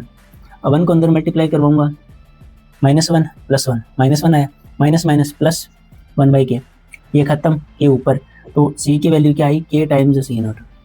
सो डाइलेक्ट्रिक कांस्टेंट की वैल्यू जितनी ज़्यादा होगी कैपेसिटेंस असल में उतनी ज़्यादा होगी। और क्या होगी, कैपेसिटेंस डाइलेक्ट्रिक स्लैब रखने पर क्या होगी, हमेशा इंक्रीज होगी, हमेशा क्या होगी, इंक्रीज होगी। तो यहाँ तक मुझे पूरी उम्मीद आपको समझ आ गई। ठीक है, तो ये हमारा इलेक्ट्रोस्टैटिक्स जो है वो ख़त्म है। ठीक है, इसके बाद डायरेक्टली हम अब करेंगे न्यूमेरिकल्स, जो इसमें से पूछे जा सकते हैं, और क्वेश्चंस तो मैं आपको बता ही चुका हूँ। तो बच्चों अब ना मैं आपको जैसे न्यूमेरिकल्स करवा देता हूँ इस पर। तो सबसे पहले ना हम 2023 में, ठीक है, 2023 में जो न्यूमेरिकल आया था वो देख लेते हैं। हमारा यूनिट फर्स्ट है ना, उसमें से क्या होगा कि हमें 12 नंबर का काम आएगा। ठीक है, 12 नंबर में से 5 नंबर के आर्टिकल्स मैंने आपको बता दिए, जैसे डाइलेक्ट्रिक स्लैब, ठीक है, और कंडक्टिंग स्लैब, गॉस थ्योरम वाला आर्टिकल जो था, स्फेरिकल शेल वाला, वो बता दिया, ये सारे आपको बता दिए। ठीक है, बाकी मैं आपको इसमें दिखा दूंगा कि कौन से जो टॉपिक्स हैं वो आए हुए हैं। उसके बाद ना, ठीक है, 3 नंबर का एक जो क्वेश्चन आएगा इसमें से, तो 3 नंबर के लिए energy stored in a capacitor, ये आ सकता है, ये कई बार आया भी है। और उसके बाद जैसे एक्सियल लाइन, ठीक है, इक्वेटोरियल लाइन, ये जो टॉपिक्स आपको बताए हैं वीडियो में स्टार्टिंग में, अगर आपने देखे हैं तो आपको वो कर लेनी चाहिए। तो 5 और 3 वाले बता दिए। 2 नंबर में ना आपको एक थ्योरी क्वेश्चन होगा और न्यूमेरिकल होगा। इस यूनिट में से जो थ्योरी क्वेश्चन है ना वो इजी रहेगा, पर फिर भी अगर आपने न्यूमेरिकल बोला है तो हम न्यूमेरिकल आपको बता देते हैं। ठीक है, तो थ्योरी क्वेश्चन में ज़्यादातर ये पूछा जाएगा कि क्वांटाइजेशन ऑफ चार्ज क्या है, 2 इलेक्ट्रिक फील्ड लाइंस इंटरसेक्ट क्यों नहीं कर रही, इलेक्ट्रिक फील्ड लाइंस की प्रॉपर्टीज़ क्या है, ठीक है, वर्क डन 0 क्यों होता है इक्विपोटेंशियल सरफेस में। तो ये जो बेसिक सी चीज़ें हमने की थी वही आपको पूछी जाएगी। ठीक है, और ज़्यादा इतना कुछ नहीं आएगा, जो हमने बेसिक किया है ना उसी में से आ जाएगा। और जो न्यूमेरिकल है वो मैं आपको बता देता हूँ। तो हम ना 2023 वाला न्यूमेरिकल देख लेंगे, 2024 वाला न्यूमेरिकल देख लेंगे, 2025 वाला न्यूमेरिकल देख लेंगे, और 26 के सैंपल पेपर में जो न्यूमेरिकल है, यानी कि हम सिर्फ 4 न्यूमेरिकल्स जो हैं वो देख लेंगे। अगर आएंगे तो इन्हीं में से आ जाएंगे, या एज इट इज़ ये भी आ सकते हैं और स्टेटमेंट चेंज करके भी आ सकते हैं। तो अब हम न्यूमेरिकल्स देखते हैं। तो देखो बच्चों, ये ना हमारे पास बोर्ड का 2023 का पेपर है, और इसमें क्या है कि जैसे ना ये एक क्वेश्चन है कि ये 2 नंबर में इलेक्ट्रोस्टैटिक्स में से आया है, ये एक न्यूमेरिकल है। 2 नंबर में एक तो ये है electric charge on a body is quantized, मतलब आपको क्वांटाइजेशन ऑफ चार्ज जो है उसकी डेफिनेशन लिखनी है। दूसरा ये है कि अ point charge of 2.0 microcoulomb at the centre of a cubic Gaussian surface. तो जैसे मान लीजिए एक क्यूबिक गॉसियन सरफेस है, ठीक है, मतलब एक क्यूबिक सरफेस है ऐसे, ठीक है, ठीक है। तो देखिए इसमें क्या है कि एक पॉइंट चार्ज है 2.0 माइक्रोकूलम का एक सेंटर पर, किसके, क्यूबिक गॉसियन सरफेस की। तो ये क्यूबिक सरफेस है, गॉसियन सरफेस एक क्लोज्ड सरफेस होगा, बंद होगा, ठीक है, और उसका जो एज है ना वो 9 सेंटीमीटर, यानी ये लेंथ जो है 9 सेंटीमीटर है। ठीक है, अब इन्होंने बोला है find the net electric flux through the cube. अब हमें टोटल इलेक्ट्रिक फ्लक्स जो है वो कैलकुलेट करना है। अब देखिए ये एक क्लोज्ड सरफेस है, ठीक है, इसके सेंटर के ऊपर ना 2 माइक्रोकूलम का एक चार्ज रखा गया है। एक तो आप ये डायग्राम बना देना, ठीक है। अब हमें पता है कि एक क्लोज्ड गॉसियन सरफेस के लिए गॉस थ्योरम हम अप्लाई कर सकते हैं। जैसे एक तो फ्लक्स का ये फॉर्मूला लगाते हैं, ठीक है, ई डॉट डी एस वाला। एक हम ये भी तो लगा सकते हैं कि total electric flux Q upon epsilon not होगा। ये एक बंद सरफेस है, ठीक है, इसके अंदर टोटल चार्ज है 2 माइक्रोकूलम का, तो ऊपर आएगा 2 माइक्रोकूलम, अपॉन नीचे क्या आएगा एप्सिलॉन नॉट। उसकी वैल्यू हमें पता है 8.85 into 10⁻⁻12 Newton metre square per coulomb square. यही थी, नहीं ये नहीं थी इसकी यूनिट, इसकी यूनिट थी coulomb square per newton per metre square. ठीक है, तो इसकी यूनिट्स ये थे, याद रखिएगा आप, ठीक है, एप्सिलॉन नॉट की यूनिट्स यही थे। अब इसके बाद में ऊपर देखो माइक्रोकूलम है तो नीचे कूलम है, तो दोनों को कूलम्स में आपको करना होगा। तो ऊपर एक माइक्रोकूलम है ना, जैसे यहाँ पर देख लीजिए एक माइक्रोकूलम जो है उसमें होगा 10⁻⁻⁻6 कूलम। ठीक है, एक माइक्रोकूलम में इतने कूलम्स होंगे, तो आप 2 को क्या लिख सकते हो, 2 गुना 10⁻⁻6 माइक्रो कूलम्स को सीधा क्या लिख सकते हो, कूलम्स लिख सकते हो, अपॉन ये वैल्यू है 8.85 इंटू 10⁻⁻12।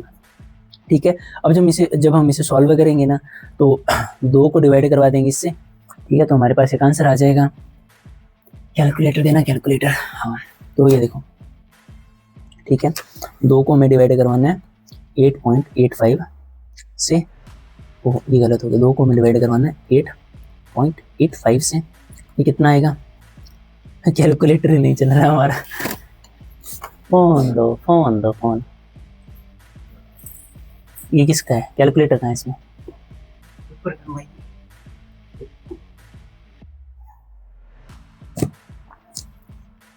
ठीक है, तो हमारे पास है 2 को डिवाइड करवानी है 8.885 से, और ये आ जाएगा 0.225, ठीक है अप्रॉक्सीमेटली। ये यहाँ पर -12 है, ऊपर जाकर +12 हो जाएगा, -6 है तो सॉल्व करने पर 10 की पावर 6 आ जाएगा। एक डिजिट को यहाँ लाएंगे यानी कि 2.25 × 10⁻⁵ बन जाएगा, ठीक है। और फ्लक्स है तो फ्लक्स की यूनिट हमें पता ही है, Newton metre square per coulomb होते हैं, तो ये लिख देंगे। इससे हमें मिलेंगे 2 नंबर पक्के और पूरे, ठीक है बच्चों। अब देखो बच्चों, अब है 2024 का क्वेश्चन पेपर हमारे पास, और इसमें क्या है कि इसमें जो इलेक्ट्रोस्टैटिक्स है ना, उसमें से ये देखो 2 नंबर वाले जो क्वेश्चंस हैं, उनमें एक तो ये पूछा गया है इलेक्ट्रिक डाइपोल मोमेंट और उसकी डायरेक्शन, मतलब जो आपको बेस में करवाया है ना वीडियो में वही आ रहा है। कोई भी क्वेश्चन जो है वो थ्योरी में आ सकता है। अब इसके बाद देखिए कि इसमें जो न्यूमेरिकल आया है वो ये है, 3 capacitors of capacitance 1 microfarad, 2 microfarad and 3 microfarad are connected in parallel, ठीक है। अब मैं क्या ज्वाइन करके दिखाऊँ आपको, जैसे ये मान लीजिए पहला कैपेसिटर है हमारा, ठीक है, ये दूसरा कैपेसिटर है और ये जो है तीसरा कैपेसिटर है, ठीक है। इन्हें हमने पैरेलल में ऐड कर रखा है तो बैटरी के साथ, ठीक है। अब क्या है, पोटेंशियल जो होगा ना वो तो सेम रहेगा, पैरेलल में जो पोटेंशियल होता है वो सेम होता है, ठीक है। तो पोटेंशियल तो सेम रहेगा इसका जितना भी है। अब हमें, ठीक है, पोटेंशियल दिया भी गया है कि 100 वोल्ट की सप्लाई है, पैरेलल में हमेशा पोटेंशियल सेम रहता है, तो पोटेंशियल 100 वोल्ट की सप्लाई हमें दी गई है, पोटेंशियल जो है हमारा पोटेंशियल, ठीक है, 100 वोल्ट की सप्लाई है। उसके बाद ना ये 1 माइक्रोफैरेड का है, ये 2 माइक्रोफैरेड का है, ये 3 माइक्रोफैरेड का, ये दे दिया हमें। अब ये बोला जा रहा है कनेक्टेड है पैरेलल में, वो तुम समझ गए डायग्राम से। अब हमें डिटरमिन करना है चार्ज ऑन ईच कैपेसिटर, हर एक कैपेसिटर के ऊपर चार्ज डिटरमिन करना है, ठीक है। तो चार्ज कैसे डिटरमिन करेंगे, देखिए देखते हैं। हमें पता है रिलेशन क्या होता है, Q = CV, रिलेशन क्या होता है, Q = C। अभी अब देखिए पहले के ऊपर चार्ज डिटरमिन करेंगे तो Q1 C1 × V आ जाएगा, दूसरे के ऊपर चार्ज डिटरमिन करेंगे तो Q2 = C2V आ जाएगा। सो जैसा कि इसमें आपको बताया था कि पोटेंशियल तो सेम रहेगा, ठीक है। चार्ज को हम कैपेसिटेंस इनटू पोटेंशियल लिख सकते हैं, तो Q1 C1 × V निकाल लेंगे, Q2 जो होगा वो C2 × V निकाल लेंगे, और सिमिलरली जो Q3 होगा वो हम C3 × E निकाल लेंगे। अब हमें कैपेसिटेंस दी गई है 1 माइक्रोफैरेड, ठीक है। जैसे इसके लिए कैपेसिटेंस आएगी 1 माइक्रोफैरेड इनटू पोटेंशियल कितना है 100 वोल्ट, ठीक है। तो अब 1 माइक्रोफैरेड, ठीक है, 1 माइक्रोफैरेड को हम क्या लिख सकते हैं, 1 × 10⁻⁻6 फैरेड, ठीक है, इनटू क्या आएगा 100 वोल्ट, ठीक है। क्योंकि हमें ना आपको पता है कूलम के लिए फिर चार्ज कूलम में निकालेंगे तो फिर यहाँ पर फैरेड निकालना पड़ेगा। तो अगर हम इसे थोड़ा सा सॉल्व करेंगे तो ये क्या आ जाएगा 100, या तो मैं इसे ऐसे लिख दें कि 100 माइक्रो कूलम, सीधा ऐसे लिख दें 100 माइक्रो कूलम, ये भी हम लिख सकते हैं। या हम इसे जैसे 100 तो यहाँ पर है, 10⁻⁻6 यहाँ पर है, 1 × 10⁻⁻4 कूलम्स बनेगा अगर हम लिखेंगे तो, ऐसा भी लिख सकते हैं, और 100 माइक्रो कूलम भी लिख सकते हैं। इसके बाद ये जो Q2 है यहाँ पर आएगा 2 माइक्रोफैरेड, 2 माइक्रोफैरेड गुना क्या आएगा, यहाँ पर पोटेंशियल 100 ही है हमारा, तो 200 माइक्रो कूलम यहाँ पर आएगा, ठीक है। माइक्रो है तो माइक्रो कूलम आएगा, इसे हटा देंगे तो फिर जैसा मैंने आपको बताया था वैसे लिख सकते हैं। वैसे पर आप 200 माइक्रो कूलम लिख सकते हो। तीसरी वैल्यू जो है कैपेसिटेंस की वो है 3 माइक्रोफैरेड इनटू पोटेंशियल यानी कि 100। तो सॉरी बच्चों, गलती से गलत हो गया था, तो ये आएगा 300 माइक्रो कूलम। तो इसके बाद हम 2025 का जो है न्यूमेरिकल वो देख लेते हैं।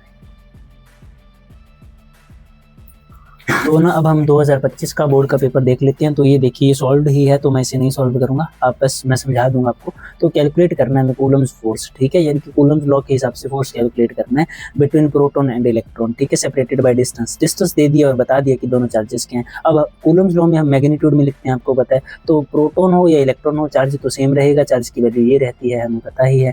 और आर जो है वो हमें दे दिया गया है, तो हम वैल्यूज पुट कर देंगे। 1/4πε0 की वैल्यू 9 × 10⁻⁹ पुट कर दी, दोनों चार्जेस लिख दिए तो स्क्वायर आ जाएगी ऊपर, ठीक है, नीचे डिस्टेंस की स्क्वायर लिख दी, और इन्हें कैलकुलेटर पर सॉल्व करने पर 360 न्यूटन जो है हमारा आंसर आ जाएगा। यानी कि ये भी काफी ज्यादा क्या है, सिंपल है बच्चों। तो इसके बाद हम लास्ट चीज देख लेते हैं, वो है हमारा बोर्ड का सैंपल पेपर, कि उसमें कौन सा जो है न्यूमेरिकल दिया गया है। इसमें से सैंपल पेपर ऑफिशियल जो साइट पर था, इसमें देख लेते हैं कि 2 नंबर में ये देखिए what is Coulomb's force, same he numerical दिया गया है। 2 स्मॉल चार्जेस हैं स्मॉल चार्ज सफियस हैविंग चार्जेस, दोनों को पॉइंट चार्ज ही कंसीडर कर लेना आप। एक की वैल्यू ये है, एक की वैल्यू ये है।